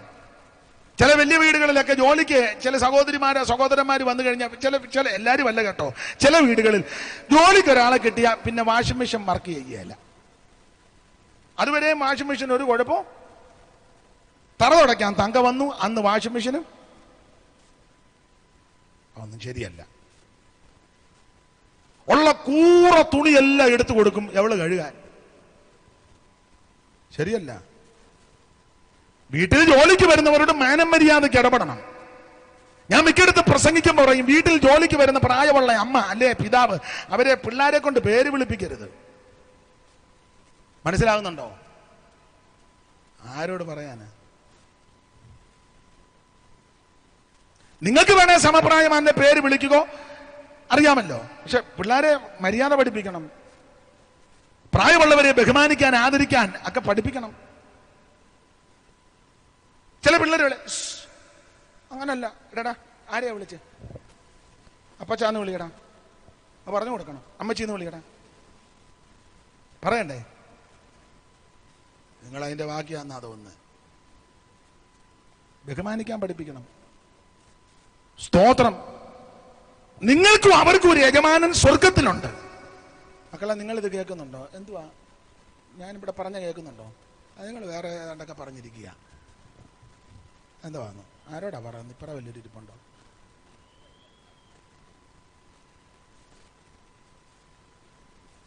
അപ്പൊ ശ്രദ്ധിക്കുക, ഭാര്യ, ഭർത്താവ്, പിതാക്കന്മാർ, മക്കൾ, ദാസൻ, യജമാനൻ, സകല ആൾക്കാരുടെ ദൂത് പറഞ്ഞേച്ച് 10ാമത്തെ വാക്യത്തിൽ പറയുക, ഒടുവിൽ കർത്താവിലും അവന്റെ അമിതബലത്തിൽ എന്ന് പറഞ്ഞാൽ കുടുംബജീവിതം ഭദ്രമായി പോകണമെങ്കിൽ ഭാര്യയും ഭർത്താവും കർത്താവിന്റെ ആത്മാവിൽ ബലപ്പെടണം. നിന്റെ മക്കൾ നിന്നോട് നല്ല രീതിയിൽ ഇടപെടണമെങ്കിൽ മാതാപിതാക്കളെല്ലാം കർത്താവിന്റെ ആത്മാവിൽ ബലപ്പെടണം. മാതാപിതാക്കൾ നല്ല നിലവാരത്തിൽ മക്കളോട് ഇടപെടണമെങ്കിൽ മക്കളെല്ലാം കർത്താവിന്റെ ആത്മാവിൽ ബലപ്പെടണം. ദാസനും യജമാനനും അവൻ നല്ല സഹവർത്തിത്വം പുലർത്തി പോകണമെങ്കിൽ രണ്ടു കൂട്ടരും ആത്മാവിൽ ബലപ്പെടണം. ഈ അന്ത്യകാലത്ത്, ഈ വല്ലാത്ത കാലയളവിൽ പ്രിയരെ, എനിക്ക് നിങ്ങൾക്കും ആവശ്യം കായബലമല്ല, പൊളിറ്റിക്കൽ ബലമല്ല, സാമുദായിക ബലമല്ല, നിന്റെ പണത്തിന്റെ തണ്ടും കൂച്ചുക്കുമല്ല. നമുക്ക് ആവശ്യം ആത്മബലമാണ്. ദൈവാത്മാവിന്റെ ശക്തി ഏറ്റെടുക്കണം. ഇവിടെ എഫെസോസിലുള്ളവരോട് പൗലോസ് പറയുകയാ, ഒടുവിൽ കർത്താവിലും അവന്റെ അമിതബലത്തിന് ശക്തി. ഇത് പറയാൻ കാരണം പറയാം, അത് പെട്ടെന്ന് പറഞ്ഞങ്ങ് നിർത്താം. പൗലോസിന്റെ 3ാമത്തെ മിഷണറി യാത്രയില്ല എഫെസോസ് സഭ ആരംഭിക്കുന്നത്. 2ാമത്തെ യാത്രയിൽ വന്നു. അവിടെ അവരെ കണ്ടാൽ പറഞ്ഞു, കുറച്ച് നാൾ പാർക്കാൻ പറഞ്ഞു. പൗലോസ് പറഞ്ഞു, ഇപ്പൊ ഒക്കത്തില്ല, ദൈവം അനുവദിച്ചാൽ പിന്നെ വരാന്ന്. പൗലോസ് അങ്ങ് പോയി. പൗലോസ് പോയി കഴിഞ്ഞപ്പോൾ അവിടെ എഫെസോസിൽ ഒരു സഹോദരൻ വരുന്നു, അപ്പൊല്ലോസ്. അപ്പൊല്ലോസിനെ പറ്റി വായിക്കുന്നത്, ഇവന് വചനത്തിന്റെ ആഴവും പഠനവും ഒന്നും വലുതായിട്ട് അറിയത്തില്ലെങ്കിലും ആത്മാവിൽ എരിവുള്ളവന്. നല്ല എരിവാ. ഈ ചില സഭകളിലും ചില ഇടങ്ങളിൽ ചെന്ന ചിലക്ക് ഭയങ്കര എരിവാ, പക്ഷെ വചനമൊന്നും അറിയത്തില്ല. ചിലക്ക് നല്ലതുപോലെ വചനം അറിയാം, പക്ഷെ യാതൊരു എരിവുമില്ല. രണ്ടു കൂട്ടരുമുണ്ട്. ചിലക്ക് ഭയങ്കര എരിവാ, വേദപുസ്തകം വായിക്കത്തേ ഇല്ല. വചനം പ്രസംഗിക്കാൻ തുടങ്ങുമ്പോൾ ഉറങ്ങുന്ന കാണാം, ഭയങ്കര എരിവാ. അത് ശരിയാകുകയല്ല. ഈ ദൈവവചനം പ്രസംഗിക്കുമ്പോൾ ഉറങ്ങുകയും തമ്പേറടിക്കുമ്പം ഉണരുകയും ചെയ്താൽ അത് പരുവക്കേടാണ്. അപ്പൊ ചിലർക്ക് നല്ല എരിവാ, പക്ഷെ വചനം അറിയത്തില്ല. എന്നാൽ വേറെ ചില ഗ്രൂപ്പുകാരുണ്ട്, വചനം നല്ലതുപോലെ അറിയാം. ഒരു വാക്യം എടുത്താൽ അതിനെ 8ആയിട്ട് കീറി, ആ കീറിയ ഒന്നിനെ 4ആയിട്ട് കീറി, 4ആയിട്ട് കീറി ഒന്നിനെ എടുത്ത് 2ആയിട്ട് കീറി, 2ആയിട്ട് കീറിയതിനെ 3 പോയിന്റ് ഉണ്ടാക്കി. നല്ലതാ, പക്ഷെ യാതൊരു എരിവും പുളിയില്ല. നിങ്ങൾ ശ്രദ്ധിച്ചിട്ടില്ലേ? പാട്ട് പാടുമ്പം ഒരനക്കവും ഇല്ലാതല്ലേ പാടുന്നേ? കമ്പിവടി നിൽക്കും പോലെ. ഇത് രണ്ടും പരുവക്കേടാ. നമുക്ക് ആത്മശക്തിയും വേണം, ദൈവവചനത്തിന്റെ തിട്ടവും വേണം. അപ്പൊ ഈ അപ്പൊല്ലോസ് ആത്മാവിൽ നല്ല എരിവുള്ളവനാ, പക്ഷെ വചനം അത്ര തിട്ടമില്ല. അതുകൊണ്ട് അപ്പൊല്ലോസ് കൊരിന്തിലിരിക്കുമ്പോൾ അപ്പൊല്ലോസ് ഇവിടെ വന്നു. അപ്പൊല്ലോസ് വന്നു കഴിഞ്ഞപ്പോൾ യഹൂദന്മാരുടെ പള്ളി കയറി പ്രസംഗിച്ചു. ആ ശുശ്രൂഷയിൽ അക്കിലാവും പ്രിസ്കില്ലയും ഇരിപ്പുണ്ട്. ഇവന്റെ ശുശ്രൂഷയും പാഠവും കണ്ടപ്പോൾ അക്കിലാവിനും പ്രിസ്കില്ലയ്ക്കും പിടികിട്ടി ഇവൻ കർത്താവിൽ പ്രയോജനപ്പെടും. അവനെ ചേർത്ത് കൊണ്ട് ഉപദേശം പഠിപ്പിച്ചു. അങ്ങനെ ഇവൻ മിടുകനായി. ഞാൻ ദൈവമക്കളോടൊരു കാര്യം പറയാം, ഒരുവൻ പ്രയോജനപ്പെടുമെന്ന് കണ്ടാൽ അവനെ ചേർത്ത് നിർത്തണം. അതിന് സഭ നോക്കരുത്. അവൻ church God, IPC, assemblies God, ഷാരോന, TPM, ബ്രദറാ, ഇവാഞ്ചലിക്കൽ, അതൊന്നും നോക്കരുത്. ഒരുവൻ കർത്താവിൽ പ്രയോജനപ്പെടുമെന്ന് കണ്ടാൽ നിന്നാലാവും വിധം കൈത്താങ്കൽ കൊടുക്കണം. സഭയുടെ ലേബൽ നോക്കി അല്ല കൈത്താങ്കൽ കൊടുക്കേണ്ടത്. അവൻ കർത്താവിൽ പ്രയോജനമുള്ളവനാകണം. സ്തോത്രം. ഇതങ്ങനല്ലല്ലോ. എല്ലാം ഇപ്പൊ അങ്ങനെയുള്ള കാര്യങ്ങൾ നോക്കിയായി ചെയ്യുന്നത്. എന്നാൽ ഇവരെ നല്ല മാതൃകയാ. ഇവൻ കർത്താവിൽ പ്രയോജനമുള്ളവനായി തീരുമെന്ന് കണ്ടപ്പോൾ അവനെ ചേർത്ത് നിർത്തി ഉപദേശങ്ങൾ പഠിപ്പിച്ചു. അങ്ങനെ അപ്പൊല്ലോസ് മിടുക്കനായി. ഇനി നമ്മൾ 19-ാം അധ്യായം പഠിക്കുമ്പോൾ അപ്പൊല്ലോസ് കൊരിന്തിലിരിക്കുമ്പോൾ പൗലോസ് ഉൾപ്രദേശങ്ങളിൽ കൂടി സഞ്ചരിച്ച് എഫെസോസിലെത്തി. അവിടെ കുറച്ച് ശിഷ്യന്മാരെ കണ്ടു. അവർ കണ്ടുടനെ ഇവരുടെ ഇരിപ്പും എല്ലാം കണ്ടപ്പോൾ മനസ്സിലായി ഇവര്, ഞാൻ എൻ്റെ ശൈലി പറയാം, ദൈവമക്കളാ. അവൻ പൗലോസ് ചോദിച്ചു, നിങ്ങളെല്ലാം, എൻ്റെ ഭാഷ പറയുകയാണേ, നിങ്ങൾ രക്ഷിക്കപ്പെട്ടതാണോ? അവർ പറഞ്ഞു, അയ്യോ, ഞങ്ങളെ കണ്ടാൽ അറിയാമേ. നിങ്ങളെല്ലാം വിശ്വാസത്തിലാണോ, വിശ്വാസികളാണോ ചോദിച്ചു. അയ്യോ പിന്നെ അതെ, നിങ്ങൾ വിശ്വസിച്ചിട്ട് പരിശുദ്ധാത്മാവിനെ പ്രാപിച്ചോ? ഉടനെ അവര് പറയാ ഉണ്ടെന്ന് പോലും ഞങ്ങള് കേട്ടിട്ടില്ല. അന്നാ തമ്പയർ എടുത്തോന്നാന്നോ പറഞ്ഞേ? മുഴുത്തൊരു തമ്പയർ എടുത്ത് അടിക്കാനായുള്ളൊരുത്തിനെ വിളിയടാ നമുക്ക് ഇപ്പൊ തന്നെ എല്ലാത്തിനെയും. പൗലോസ് ഉടനെ തിരിച്ചു വെച്ച് നിങ്ങളുടെ സ്നാനം ഏതായിരുന്നെന്ന്. അപ്പൊ ചുരുക്കി പറഞ്ഞാൽ സ്നാനം ചോദിച്ചു. കാരണം കുറഞ്ഞ പക്ഷം മറുവശമാ, സ്നാനക്കടവിൽ വെച്ചെങ്കിലും പരിശുദ്ധാത്മാവെന്ന് കേൾക്കണം. മനസ്സിലായോ? അതുകൊണ്ടാ യേശുവിന്റെ നാമത്തിൽ മുങ്ങരുതെന്ന് ഈ പറയുന്നേ. യേശു പഠിപ്പിച്ച ഉപദേശം പിതാവിന്റെയും പുത്രന്റെയും പരിശുദ്ധാത്മാവിന്റെ നാമത്തിൽ. അതാ ചോദിച്ചത് നിങ്ങൾ പരിശുദ്ധാത്മാവെന്ന് ഉണ്ടെന്ന് പോലും കേട്ടിട്ടില്ല, സ്നാനം ഏതാ? ചുരുക്കി പറഞ്ഞാൽ ആ ഭാഗം നിങ്ങൾ ചേർത്ത് പഠിച്ചാൽ ഇവരെ ഉപദേശം പഠിപ്പിച്ച് കാര്യങ്ങളെല്ലാം പഠിപ്പിച്ച് തിട്ടമാക്കി അവരുടെ തലേ കൈവച്ച് പ്രാർത്ഥിച്ചു. അവരെല്ലാം ആത്മസ്നാനം പ്രാപിച്ച് അന്യഭാഷ പറഞ്ഞ് ദൈവത്തെയും മഹത്വപ്പെടുത്തി. അപ്പൊ ഇതിന്റെ മറുവശം പറയാൻ നിന്നിട്ടില്ല. എന്ത് മറുഭാഷ? നിനക്ക് കിട്ടിയില്ലെന്നല്ലാതെ ഇത് നിന്നിട്ടില്ല. നിനക്ക് കിട്ടിയില്ല, അതിന് കിടന്ന് അരിശം കയറി ആവശ്യമില്ലാത്ത പറയരുത്. നിനക്ക് കിട്ടിയില്ല, ഇത് ആരുടെയും കുത്തകയല്ല. ദൈവത്തോട് നീ പ്രാർത്ഥിച്ച് ദൈവം തരും. ഇത് തർക്കിക്കേണ്ട സമയമൊന്നും അല്ലിത്. വേറെ എന്തെല്ലാം വിഷയങ്ങൾ കിടക്കുന്നത്. സ്തോത്രം. ഇത് തർക്കിക്കേണ്ട സമയമല്ല. ഇത് ആരുടെയും കുത്തകയല്ല, ആരുടെയും കുടുംബസ്വത്തുമല്ല, ദൈവത്തിന്റെ ദാനം. അങ്ങോട്ടും ഇങ്ങോട്ടും വാശി വൈരാഗ്യത്തോടെ പ്രാർത്ഥിച്ച് ദൈവം തരും. ഇത് തന്നെ ഒരു സഭക്കാരുടെ സ്വന്തം വന്നു. എന്തായാലും കൊള്ളാം, ഇവർ ആത്മസ്നാനം പ്രാപിച്ച് ദൈവത്തെ മഹത്വപ്പെടുത്തി. എല്ലാവരും കൂടെ ഏകദേശം 12ഓളം പുരുഷന്മാരുണ്ട്. അങ്ങനെയാണ് എഫെസോ സഭ ആരംഭിച്ചത്. കർത്താവിലും അവന്റെ അമിതബലത്തിൽ ശക്തിപ്പെടാൻ പറയാനുള്ളതിന്റെ ഒരു കാരണം, ഈ എഫെസോ സഭ ആരംഭിക്കുന്നത് പോരാട്ടങ്ങളുടെ നടുവിലാണ്. നിങ്ങൾ തിരുവചനം മൊത്തം പരിശോധിച്ചോ, സഭ തുടങ്ങിയതെല്ലാം പോരാട്ടത്തില്ല. പെന്തിക്കോസ്തിന്റെ ആരംഭ സമയവും പോരാട്ടങ്ങളാണ്. കല്ലുവാരി എറിഞ്ഞിട്ടുണ്ട്, വേദപുസ്തകം പറിച്ചു കീറിയിട്ടുണ്ട്, ഉപദേശിമാരെ എത്ര എണ്ണത്തിനെ അടിച്ചിട്ടുണ്ട്. പക്ഷെ ഈ മാർഗത്തിന് ഒരു മങ്ങലും വന്നിട്ടില്ല. ആമെ അടികൊണ്ടെടുത്തും പ്രശ്നമുണ്ടായിടത്തെല്ലാം ഈ നാമം മഹിമപ്പെട്ടിട്ടേ ഉള്ളൂ. അപ്പൊ ആരംഭ സമയത്ത് ഇവിടെ പ്രശ്നമാണ്. അപ്പൊ ചുരുക്കി പറഞ്ഞാൽ പൗലോസ് ഈ ഇവരുടെ തലയൊക്കെ വെച്ച് പ്രാർത്ഥിച്ചു. ഇവരെല്ലാം ആത്മസ്നാനം പ്രാപിച്ചു 12ഓളം പുരുഷന്മാർ. ഒടുവിൽ ഇവര് പൗലോസിന്റെ കയ്യാൽ അത്ഭുതങ്ങളും അടയാളങ്ങളും ഈ ദേശത്ത് നടന്നു. വരുന്നവർക്കെല്ലാം സൗഖ്യം, രോഗികൾ എത്ര വന്നാലും അവർക്കെല്ലാം പൂർണ്ണ വിടുതൽ. പൗലോസിന്റെ ദേഹത്ത് ഉത്തരീയവും റൂമാലും ഒക്കെ കൊണ്ടിട്ട് കഴിഞ്ഞാൽ അത് രോഗിയുടെ മേൽ കൊണ്ടിട്ടാൽ അന്ന് തന്നെ സൗഖ്യമാണ്. ഇപ്പോഴത്തെ രോഗശാന്തി പോലൊന്നുമല്ല. ഇപ്പോഴത്തെ രോഗശാന്തി വരപ്രാപ്തന്മാർ അവർ തന്നെ ആശുപത്രിയിൽ നിന്ന് മരുന്നെടുത്തോണ്ടിരിക്കുക. പിന്നെ വരുന്നവർക്ക് അവന്റെ ഭാര്യയ്ക്ക് പെമ്പിളയ്ക്ക് അസുഖമായിട്ടപ്പോൾ അന്നേരം കൊണ്ടുപോയി ഭാരതില് വെറുതെ നിന്ന് മേരിയെ തള്ളി തറയിലിടുകയും ചെയ്തു. അല്ല, നിങ്ങൾ ശ്രദ്ധിച്ചേ, മേരി തറയിൽ കിടക്കുന്ന അവന്റെ ഭാര്യയായിട്ട് ഭാരതിലും പോയി. അന്ന് ഈ രോഗശാന്തി വരപ്രാർത്ഥന അവിടെ തലയിലോട്ടം കൈ വെച്ച് ശാന്തിച്ചാൽ പോരെ, അവൾ വെപ്പിക്കും മിക്കവാറും. അവക്ക് നിന്നെ നല്ലതുപോലെ അറിയാം നീ ആരാന്ന്.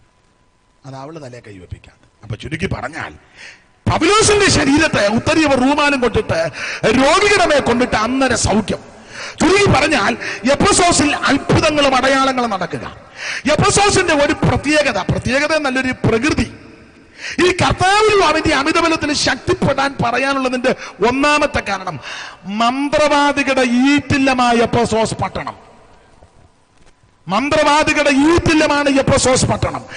അവിടെ മന്ത്രവാദികളെ പറ്റി പറഞ്ഞ യഹൂദന്മാര് വരെ അവിടെ മന്ത്രവാദികളാ. അപ്പോൾ മന്ത്രവാദം കൊടികൊത്തി വാടുന്ന പട്ടണമാണ് എഫെസോസ് പട്ടണം. ആ പട്ടണത്തിൽ ആ സഭ തുടങ്ങിയത്. അതുകൊണ്ട് ആ സഭയോട് പറഞ്ഞത് ഒടുവിൽ കർത്താവിലും അമിതബലത്തിലും ശക്തിപ്പെടണം. മന്ത്രവാദവും ആഭിചാരവും ശുദ്ധപ്രയോഗവും തന്ത്രങ്ങളും വർദ്ധിക്കുന്ന ഈ കാലയളവിൽ ദൈവമക്കളോട് ഇന്ന് രാത്രി അറിയിപ്പാനുള്ള ആത്മിക സന്ദേശം, നീ ഉഴപ്പി നടക്കാതെ ആത്മാവിൽ ബലപ്പെടുക. മന്ത്രവാദികളുടെ ഈറ്റില്ല. അവിടെ വായിക്കുന്നത് യഹൂദന്മാർ വരെ മന്ത്രവാദികളാണ്. ആ 19-ാം അധ്യായത്തിന്റെ 13-ാമത്തെ വാക്യം വായിച്ച്, അപ്പോസ്തല പ്രവൃത്തികളുടെ പുസ്തകം 19-ാം അധ്യായത്തിന്റെ 13-ാമത്തെ വാക്യത്തിൽ യഹൂദന്മാർ വരെ മന്ത്രവാദിയാണ് വായിച്ചേ. എന്നാൽ ദേശാന്തരികളെ നടക്കുന്ന മന്ത്രവാദികളായ ചില യഹൂദന്മാർ ദേശാന്തരികളായി നടക്കുന്ന മന്ത്രവാദികളായ ചില യഹൂദന്മാർ. അപ്പോൾ വചനം പഠിക്കുന്നവർക്കറിയാം, എഫെസോസുകാരോട് പറയുക കർത്താവിലും അമിതബലത്തിലും ശക്തിപ്പെടണം. അത് പറയാൻ കാരണം മന്ത്രവാദികളുടെ ഈറ്റില്ലമായ എഫെസോസ് പട്ടണം. ആ പട്ടണം യഹൂദന്മാര് വരെ മന്ത്രവാദിയാ. യഹൂദന്മാര് മന്ത്രവാദിയാണ്. പിന്നെ മറ്റുള്ളവരുടെ കാര്യം പറയാൻ പറ്റും. യഹൂദൻ പ്രമാണമുള്ളവനാ. റോമാലേഖനം 9-ാം അധ്യായത്തിന്റെ 3-ാം വാക്യം പഠിക്കുമ്പോൾ ന്യായപ്രമാണവും വാഴ്ത്തത്വവും പിതാക്കന്മാരും കൽപ്പനയും ചാട്ടവും അല്ല അവർക്ക് മാത്രം, പിതാക്കന്മാരും അവർക്ക് ജഡപ്രകാരം ക്രിസ്തുവും അവരിൽ നിന്നാ. പുറപ്പാട് പുസ്തകവും ആവർത്തനം വായിക്കുമ്പോൾ ദൈവത്തിന്റെ സമ്പത്താ, ദൈവത്തിന്റെ പ്രത്യേക ജനമാ, ദൈവത്തിന്റെ സ്വന്തം ജനമാ. അതാ യഹൂദൻ. ഇങ്ങനെയുള്ള യഹൂദന്മാരെ മന്ത്രവാദം ചെയ്യുക. അപ്പൊ പിന്നെ മറ്റുള്ളവന്റെ കാര്യമോ? നിങ്ങൾ നിയന്ത്രിച്ചേ. ഇപ്പൊ അക്രൈസ്തവരായ ആൾക്കാര് കേസും കോടതിയും മഴക്കുമായിട്ട് നിർത്തി. അവർ പറഞ്ഞു നമുക്ക് ക്രിസ്ത്യാനികളുടെ കൂടെ പോയി പ്രാർത്ഥിക്കാം. അവര് ക്രിസ്തുവിനെ അനുഗമിക്കുന്നവരാ, ക്രിസ്ത്യാനികളാ, ദൈവമക്കളാ. അപ്പൊ ക്രിസ്ത്യാനി അല്ലാത്ത ഇതര മതസ്ഥൻ, ഇതര വിഭാഗത്തിൽപ്പെട്ട ആള് വർഷങ്ങളായിട്ട് കേസും കോടതിയും നടത്തി അവര് പരുവക്കേടായി. അവസാനം അവരൊരു തീരുമാനത്തിൽ വന്ന് നമുക്ക് ക്രിസ്ത്യാനികളുടെ കൂടെ പോയി പ്രാർത്ഥിക്കാം. ഇനി എന്റെ ശൈലി പറഞ്ഞാൽ പെന്തിക്കോസുകാരുടെ കൂടെ പോകാം. എന്നാൽ അവരിങ്ങോട്ട് പ്രാർത്ഥിക്കാൻ വന്നപ്പം റോഡിൽ കടന്ന് വഴക്കുണ്ടാക്കുന്നു. ആരാ? ഓർത്തഡോക്സും യാക്കോബായും. മനസ്സിലാകുന്നുണ്ടോ? അവരതെല്ലാം നിർത്തി ഇങ്ങോട്ട് വന്നതാ. അത് കഴിഞ്ഞ് ഇങ്ങോട്ട് വന്നപ്പം IPCയും ചർച്ചോടും കൂടെ പാടില്ലെന്നായി പറഞ്ഞത്. യഹൂദന്മാര് വരെ മാതൃകയായിട്ട് ജീവിക്കേണ്ട നീ മന്ത്രവാദം ചെയ്താൽ മാതൃകയില്ലാത്തവന്റെ കാര്യം പറയണോ? യഹൂദന്മാര് വരെ മന്ത്രവാദി. മാത്രമല്ല, 1-2 മന്ത്രവാദിയല്ല, അനേകം മന്ത്രവാദി ഉണ്ടെന്ന 19-ാം വാക്യം പെട്ടെന്ന് വായിച്ചേ. 19. ക്ഷുദ്രപ്രയോഗം ചെയ്തിരുന്ന പലരും. ക്ഷുദ്രപ്രയോഗം ചെയ്തിരുന്ന പലരും. അപ്പൊ ഒന്നല്ല, അനേകം ക്ഷുദ്രപ്രയോഗം ചെയ്യുക പലരും. ഇനി അടുത്തത് തങ്ങളുടെ പുസ്തകങ്ങളെ കൊണ്ടുവന്ന്. അപ്പൊ പുസ്തകം വെച്ച് പഠിച്ച മന്ത്രവാദികളാ. അപ്പൊ എഫെസോസുകാരോട് പറയുക, കർത്താവിലും ആമിനബലത്തിലും ശക്തിപ്പെടണം. പറയാൻ കാരണം മന്ത്രവാദികളുടെ ഈറ്റില്ലത്തിലാ സഭ തുടങ്ങിയത്. ഇവിടെ പിടിച്ചു നിൽക്കണമെങ്കിൽ, ജയിച്ചു കയറണമെങ്കിൽ, ബലപ്പെട്ടു പോകണമെങ്കിൽ സ്വയശക്തി കൊണ്ടോ കായബലം കൊണ്ടോ പല പൊളിറ്റിക്കൽ ബലം കൊണ്ടോ ഒന്നും രക്ഷപ്പെടുകയെന്ന് ആത്മശക്തി ഏറ്റെടുക്കണം. ഇന്ന് രാത്രി എന്നെ കേൾക്കുന്ന സകല ദൈവമക്കളോട് എനിക്കറിയിപ്പാനുള്ള ആത്മീക സന്ദേശം, നീ ആത്മാവിൽ ബലപ്പെടണം, പരിശുദ്ധാത്മ നിറവിൽ ദൈവത്തെ ആരാധിക്കണം. അപ്പോൾ മന്ത്രവാദികളുടെ ഈറ്റില്ല 1-2 മന്ത്രവാദിയല്ല, അനേകം മന്ത്രവാദി. ക്ഷുദ്രപ്രയോഗം ചെയ്തിരുന്ന പലരും പുസ്തകങ്ങൾ കൊണ്ടുവന്നു. അപ്പൊ ഗ്രന്ഥം വെച്ച് പഠിച്ച മന്ത്രവാദികളാണ്, അല്ലാതെ ലൊട്ടിലൊടുക്കല്ല. മനസ്സിലായോ? ലൊട്ടിലൊടുക്ക് മന്ത്രവാദിയല്ലേ. എന്റെ ഭാഷയെ പറഞ്ഞാൽ മന്ത്രവാദത്തിൽ ബിരുദം പ്രാപിച്ചവരായി മന്ത്രവാദികൾ, അല്ലെ പുസ്തകം വെച്ച് പഠിച്ചതാ. ആ പുസ്തകം എല്ലാം കൂടെ കൊണ്ട് കത്തിച്ച് അതിന്റെ വില കണക്ക് കൂട്ടിയപ്പോ 50,000 വെള്ളിക്കാശ്. 50,000 വെള്ളിക്കാശ്. ഇന്നത്തെ 50,000 അല്ല, അന്നത്തെ 50,000 എന്ന് പറഞ്ഞാൽ ലക്ഷക്കണക്കിന് വിലമതിക്കുന്ന മന്ത്രഗ്രന്ഥങ്ങൾ ഉള്ള മന്ത്രവാദികൾ. അപ്പോൾ സ്റ്റാൻഡേർഡ് ഉള്ള മന്ത്രവാദി. മനസ്സിലായോ? 1 മന്ത്രവാദികളുടെ ഈറ്റില്ലം, 2 നിരവധി മന്ത്രവാദി, യഹൂദന്മാര് വരെ മന്ത്രവാദി, മാത്രമല്ല ഗ്രന്ഥം വെച്ച് പഠിച്ച മന്ത്രവാദി. ഇങ്ങനെയുള്ള മന്ത്രവാദികൾ തിങ്ങിപ്പാർക്കുന്ന പട്ടണമായി എഫെസോസ് പട്ടണം. അതുകൊണ്ടാ പൗലോസ് പറഞ്ഞത്, ഇവിടെ നിലനിൽക്കണമെങ്കിൽ ദൈവാത്മശക്തി പ്രാപിച്ചോണം. എന്നെ കേൾക്കുന്ന ദൈവമക്കളോട് ഇന്ന് രാത്രി ഒരു സന്ദേശം അറിയിക്കാം. ഒരു വല്ലാത്ത സാഹചര്യത്തിലേക്കാണ് ഞാൻ നിങ്ങളും വന്നുകൊണ്ടിരിക്കുന്നത്. ഉഴപ്പു ജീവിതം നയിക്കരുത്, അലസരായിട്ട് ജീവിക്കരുത്, ഉദാസനതയോടെ വേല ചെയ്യുന്നവൻ ശപിക്കപ്പെട്ടവനെന്ന ഇരമ്യാവ് 48:10 വായിക്കുന്നത്. ആമേ ഭിനേകാസനെ പോലെ തീഷ്ണതയോടെ ദൈവത്തിന് വേണ്ടി നിൽക്കണം. Price the Lord. ആത്മശക്തി ഏറ്റെടുത്ത് ആത്മാവിൽ ബലപ്പെടണം. ഇങ്ങനെ ആത്മാവിൽ ബലപ്പെട്ട് ഒരു ജീവിതം നയിക്കണം. അതാണ് ദൈവം ഉദ്ദേശിക്കുന്നത്. ഞാൻ ഏതാനും സമയം കൊണ്ട് എന്റെ വാക്കുകൾ അങ്ങ് നിർത്താം. അപ്പോൾ എഫെസോസുകാരോട് ഇത് പറയാൻ കാര്യം, 1 മന്ത്രവാദികൾ തിങ്ങിപ്പാർക്കുന്ന സ്ഥലം, 2 യഹൂദന്മാര് വരെ ഇവിടെ മന്ത്രവാദി, 3 ഗ്രന്ഥം വെച്ച് പഠിച്ച സ്റ്റാൻഡേർഡ് ഉള്ള മന്ത്രവാദി. അതുകൊണ്ടാണ് പറഞ്ഞത് ആത്മാവിൽ ബലപ്പെട്ടോണം. 4ാമത്തെ പോയിന്റ്, ഈ എഫെസോസുകാരോട് ആത്മാവിൽ ബലപ്പെടാൻ പറയാൻ കാര്യം, അർത്തമീസ് എന്ന ദേവിയുടെ വ്യാപാര ശക്തി കുടിയിരിക്കുന്ന സ്ഥലമായ എഫെസോസ്. ദ്രോവിൽ നിന്ന് വീണ ബിംബമെന്നും ഈ അർത്തമീസാണ് ഇവിടെ എല്ലാം ഭജിച്ചു പോരുന്നത്. അപ്പൊ അർത്തമീസിന്റെ വ്യാപാരവും അർത്തമീസിന്റെ വിഗ്രഹങ്ങളെ തീർക്കുന്ന വിഗ്രഹ സേവക്കാരും മാർക്കുന്ന സ്ഥലമാണ്. ദെമത്രിയോസ് എന്ന് പറഞ്ഞ ഒരു തട്ടാനുണ്ടായിരുന്നു. പൗലോസും ശീലാസും എല്ലാം ഇവിടെ ശുശ്രൂഷിച്ച് നന്നായി പ്രസംഗിച്ച് ശുശ്രൂഷിച്ചപ്പോൾ ഇവൻ ആൾക്കാരെ കലക്കി പ്രശ്നമുണ്ടാക്കി.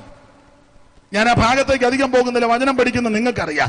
അങ്ങനെ ഈ വിഗ്രഹ സേവക്കാരാകുന്ന അർത്തമീസിന്റെ വിഗ്രഹത്തെ ഉണ്ടാക്കുന്ന തൊഴിൽ ലാഭമുണ്ടാക്കുന്ന ആൾക്കാർ തിങ്ങിപ്പാർക്കുന്ന സ്ഥലമാണ്. അവിടെ ഒരു ദൈവ പൈതൽ നിലനിൽക്കണമെങ്കിൽ ആത്മാവിന്റെ ബലമേറ്റെടുക്കണം. ഇന്ന് രാത്രി എന്നെ കേൾക്കുന്ന ദൈവകുഞ്ഞുങ്ങളോട് പറയാ, ആമേ, സ്വയശക്തി കൊണ്ട് ജയിക്കാനൊക്കത്തില്ല. കായബലം കൊണ്ട് നമ്മുടെ കായബലം കൊണ്ടൊന്നും നടക്കത്തില്ല. പോക്കും വരവും കണ്ട ഇപ്പൊ നീ ഒരാളെ അടിച്ച് താടിയിടുവെന്ന ഒന്നും നടക്കുകയല്ല. പൊളിറ്റിക്കൽ ബലം. രാഷ്ട്രീയക്കാർ നല്ലതാണ്, അവര് ഭരിക്കട്ടെ, അവരെ ഏൽപ്പിച്ച കാര്യം ചെയ്യട്ടെ, നീ അതിന്റെ പുറകെ കിടന്ന് തൂങ്ങരുത്. സ്തോത്രം. ഇനി വേറെ വിഷയങ്ങളുണ്ട്. അതുകൊണ്ടാ നമുക്കൊരു രാജാവിന് നീതിയോടെ വ്യാഴും. അന്ന് മാത്രമേ സ്വസ്ഥതയും സമാധാനമായൊരു ഭരണം ഇവിടെ നടക്കൂ. ഉന്നതന് മീതെ ഉന്നതനുണ്ട്, അവന് മീതെ അത്യുന്നതനുണ്ട്. ആകയാൽ ദൈവമക്കൾ ദൈവത്തിൽ ആശ്രയം വെക്കണം. അപ്പൊ പൊളിറ്റിക്കൽ ബലം കൊണ്ടോ കായബലം കൊണ്ടോ സാമുദായിക ബലം കൊണ്ടോ സംഘടനാ പാഠവം കൊണ്ടോ നിന്റെ സാമ്പത്തിക ഭദ്രത കൊണ്ടോ ഒന്നും നടക്കത്തില്ല. ഇന്ന് രാത്രിയിൽ അവൻ ആത്മശക്തിയിൽ ബലപ്പെടണം. ദൈവത്തിന് സ്തോത്രം. ആത്മശക്തി ഏറ്റെടുക്കണം. ഒടുവിൽ കർത്താവിലും അവന്റെ അമിതബലത്തിലും ശക്തിപ്പെടണം. ഞാൻ ഓടിച്ച ഭാഗം വിടുകയാണ്. ഇത് പറഞ്ഞേച്ച് പൗലോസ് 3 കൊല്ലം എഫെസോസിൽ വേല ചെയ്തു. ഈ 3 കൊല്ലത്തെ വേല കഴിഞ്ഞ് എഫെസോസിൽ നിന്ന് പൗലോസ് പോവുക. എഫെസോസിൽ നിന്ന് പോകാൻ നേരത്ത് മൂപ്പന്മാരെയെല്ലാം വിളിച്ചുകൂട്ടി. അത് 2 കാര്യത്തോടെ പറഞ്ഞ് നിർത്താം. മൂപ്പന്മാരെയെല്ലാം വിളിച്ചുകൂട്ടി. ആ 17 വാക്യം വായിച്ച 20:17. മിലേത്തോസിൽ നിന്ന് ഞാൻ എഫെസോസിലേക്ക് ആളയച്ചു. മിലേത്തോസിൽ നിന്ന് എഫെസോസിലേക്ക് ആളയച്ച് സഭയിലെ മൂപ്പന്മാരെ വരുത്തി. അടുത്തത് അവർ അവന്റെ അടുക്കൽ വന്നപ്പോൾ അവൻ അവരോട് പറഞ്ഞത്, ഞാൻ ആസിയിൽ വന്ന 1-ാം നാൾ മുതൽ എല്ലായ്പ്പോഴും നിങ്ങളോടുകൂടെ എങ്ങനെ ഇരുന്നുവെന്നും. അടുത്തത് വളരെ താഴ്മയോടും കണ്ണുനീരോടും യഹൂദന്മാരുടെ കൂട്ടുകെട്ടുകളാൽ എനിക്കുണ്ടായ കഷ്ടങ്ങളോടുകൂടെ കർത്താവിനെ രാത്രി ഒരു ഉപദേശം കൂടെ സ്ഥാപിച്ചു പോകുകയാ. കർത്താവിനെ സേവിക്കുന്നത് കഷ്ടമെല്ലാം തീർന്നിട്ടല്ല, പ്രശ്നങ്ങളെല്ലാം തീർന്നിട്ടല്ല, പ്രശ്നമെല്ലാം പരിഹരിച്ചിട്ടല്ല യേശുവിനെ സേവിക്കുന്നത്. കഷ്ടങ്ങളോട് കൂടെയാ കർത്താവിനെ സേവിക്കുന്നത്. ഇന്ന് രാത്രി എന്നെ കേൾക്കുന്ന ദൈവമക്കളോട് പറയാ, ആമേ, പ്രശ്നങ്ങൾ മുഴുവൻ പരിഹരിച്ചിട്ട് ദൈവത്തെ ആരാധിക്കാനൊക്കത്തില്ല. പ്രശ്നങ്ങൾ രൂക്ഷമായി നിൽക്കുമ്പോഴും നീ കർത്താവിനെ ഉണ്മയോടെ ആരാധിക്കണം. അവിടെ വായിക്കുന്ന കഷ്ടങ്ങളോടും കൂടെ കർത്താവിനെ സേവിച്ചു. ഈ പുതിയ ഉപദേശക്കാര് പറയുന്നത് യേശുവിനെ അറിഞ്ഞാൽ മതി എല്ലാ കഷ്ടവും മാറുമെന്ന ശുദ്ധ തട്ടിപ്പാ. സ്തോത്രം. യേശു പഠിപ്പിച്ച ഉപദേശം ലോകത്ത് നിങ്ങൾക്ക് കഷ്ടമുണ്ടെന്നുണ്ട്. സ്തോത്രം. എങ്കിലും ധൈര്യപ്പെടണം, ഞാൻ ലോകത്തെ ജയിച്ചിരിക്കുന്നു. കഷ്ടത എന്നുള്ളത് തിരുവചനം പഠിപ്പിക്കുമ്പോൾ അതൊരു കൃപാവരമാണെന്നാ പുസ്തകം പഠിപ്പിക്കുന്നത്. വരമാണ്. ഈ വരം പ്രാപിച്ച ദൈവമക്കൾ ധൈര്യത്തോടെ നിന്നോണം. കഷ്ടങ്ങളോടുകൂടെ കർത്താവിനെ സേവിച്ചു. പ്രയോജനമുള്ളതൊന്നും മറച്ചു വെക്കുന്നില്ല. ഒരു ദൈവദാസൻ പ്രയോജനമുള്ളതൊന്നും മറച്ചു വെക്കരുത്. ഇന്ന് രാത്രി മുഖം നോക്കരുത്, ആള് നോക്കരുത്, പണം നോക്കരുത്, പ്രതാപം നോക്കരുത്, ഒന്നും നോക്കരുത്. നിന്നെ വിളിച്ച് ദൈവമാ. വിശ്വസ്തയോടെ കർത്താവിനെ ശുശ്രൂഷിക്കണം. അത് ഓടിച്ചവസാനിപ്പിക്കാം. പൗലോസ് എഫെസോസിൽ നിന്ന് പോകുന്നതിന് മുമ്പ് ഈ ലീഡർ മൂപ്പന്മാരെ വിളിച്ചേച്ച് 2 കാര്യം, ഒരു ദൂത് പറഞ്ഞു. 2 കാര്യം ആ ദൂതനകത്ത്. അല്ല, 29-ാം വാക്യം വായിച്ച, ഞാൻ പോയ ശേഷം ആട്ടിൻകൂട്ടത്തെ ആദരിക്കാത്ത കൊടിയ ചെന്നായ്ക്കൾ നിങ്ങളുടെ ഇടയിൽ കടക്കും. ഒന്നാമത്തെ പോരാട്ടം, ഞാൻ പോയ ശേഷം ആട്ടിൻകൂട്ടത്തെ ആദരിക്കാത്ത കൊടിയ ചെന്നായ്ക്കൾ നിങ്ങളുടെ ഇടയിൽ കടക്കും. ഇടയിൽ കിടക്കെന്ന് പറഞ്ഞാൽ വെളിയിൽ നിന്ന് വരും. 2 പോരാട്ടം. 1 വെളിയിൽ നിന്ന് വരും, 2 അടുത്തത് ശിഷ്യന്മാരെ തങ്ങളുടെ പിന്നാലെ വലിച്ചു കളയുവാൻ വിപരീത ഉപദേശം പ്രസ്താവിക്കുന്ന പുരുഷന്മാർ നിങ്ങളുടെ ഇടയിൽ നിന്നേക്കും. 2 പോരാട്ടം പൗലോസ് ഓർപ്പിച്ചു. 1, അവന്റെ വെളിയിൽ നിന്നൊരു പോരാട്ടം വരും. ആട്ടിൻകൂട്ടത്തെ ആദരിക്കാത്ത കൊടിയ ചെന്നായ്ക്കൾ നിങ്ങളുടെ ഇടയിൽ കടക്കും. അത് സഹിക്കാം. 2-ാമത്തതാ, ശിഷ്യന്മാരെ തങ്ങളുടെ പിന്നാലെ വലിച്ചു കളയുവാൻ വിപരീതോപദേശം പ്രസ്താവിക്കുന്ന പുരുഷന്മാർ നിങ്ങളുടെ ഇടയിൽ നിന്ന്. 2-ാമത്തതാ ഭയാനകരം. ഏതാ? ദുരുപദേശക്കാരെഴുന്നേക്കുമെന്ന്. വളരെ ഭയത്തോടെ ദൈവമക്കൾ സൂക്ഷ്മതയോടെ ജീവിക്കണം. ഇത് വല്ലാത്ത കാലമാ. ദുരുപദേഷ്ടക്കന്മാർ ധാരാളം വർദ്ധിക്കും.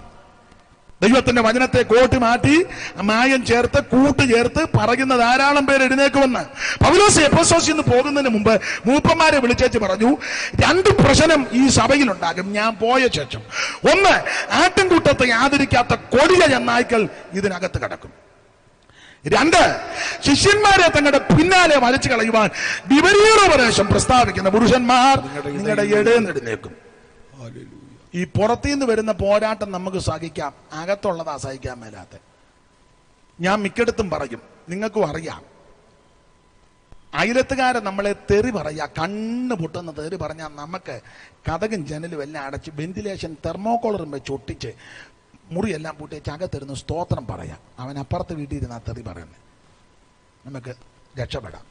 എന്നാൽ പെരയ്ക്കകത്തുള്ളവൻ തെറി പറഞ്ഞാലോ എന്നാ ചെയ്യും? അവൻ സെറ്റിയിലിരുന്ന് കണ്ണ് പൊട്ടുന്ന 4 ഡാഷ്. അർദ്ധരാത്രി കറണ്ടും പോയി, നമ്മൾ അങ്ങോട്ട് പോകും. കേക്ക് അല്ലാതെ ഒരു മാർഗവും ഇല്ല. വളരെ സൂക്ഷിച്ചോണം.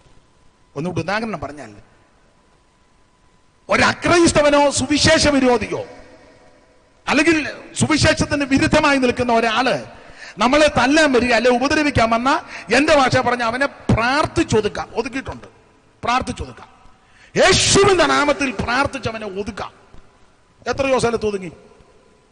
ഇപ്പോഴും ഞാൻ ഓർക്കുന്ന പഴമക്കാർ പറഞ്ഞുള്ള അറിവാ. ടി ജി ഉമ്മച്ചൻ അവർ ഭക്തൻകുട്ടിയച്ഛനും ടി ജി ഉമ്മച്ചനും ഒക്കെ കല്ലിശ്ശേരി വേല ചെയ്യുന്ന കാലത്ത് എൻ്റെ അറിവിൽപ്പെട്ട ഒരു കാര്യമാണ് പറയുന്നത്. അതുപോലെ ഒത്തിരി സംഭവങ്ങളുണ്ട്. അവിടെ സുവിശേഷ വേല ചെയ്ത് രാത്രി വരുന്ന സമയത്ത് ഒരു നായർ വിഭാഗത്തിൽപ്പെട്ട ആളാ ടി ജി ഈ 3 പത്തിച്ചിറ യോനാച്ചനും ഭക്തൻകുട്ടിയപ്പച്ചനും ടി ജി ഉമ്മച്ചൻ അവർകളെ നടുറോഡിലിട്ട് തല്ലി. ആദ്യത്തെ അടിക്ക് ഭക്തൻകുട്ടിയപ്പച്ചനും താഴെ പോയി, പത്തിച്ചിറ യോനാച്ചനും താഴെ പോയി.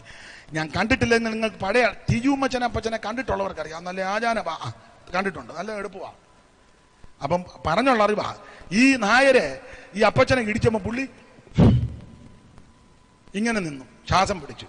ഇടിച്ചവൻ കുഴഞ്ഞു. പുള്ളിക്കൊരു കുഴപ്പമുണ്ട്. അവസാനം ഇടിച്ച് ലാസ്റ്റ് ഇടി കൊടുത്തിട്ട് കൈ താക്കാൻ മേല, ഇങ്ങനെ നിൽക്കുകയായിരുന്നു. നായര് കൈ ഇങ്ങനെ വെച്ചോണ്ടാ വീട്ടിലോട്ട് പോയത്.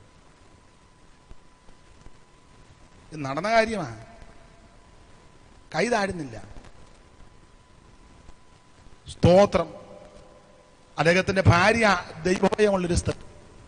രാത്രി ഇദ്ദേഹം കൈ ഇങ്ങനായിട്ട് എന്നാ പറ്റിയെന്ന് ചോദിച്ചു. കാര്യം പറഞ്ഞു. ഒരു കാര്യം ചെയ്യൂ, ആ ഉപദേശി എവിടാന്ന് ചോദിച്ച് കണ്ടുപിടിച്ചേച്ച് രാത്രി പോയി ക്ഷമ ചോദിക്കാൻ പറഞ്ഞു. അങ്ങോട്ട് പുള്ളിയെ കൊണ്ട് പ്രാർത്ഥിപ്പിക്കാം.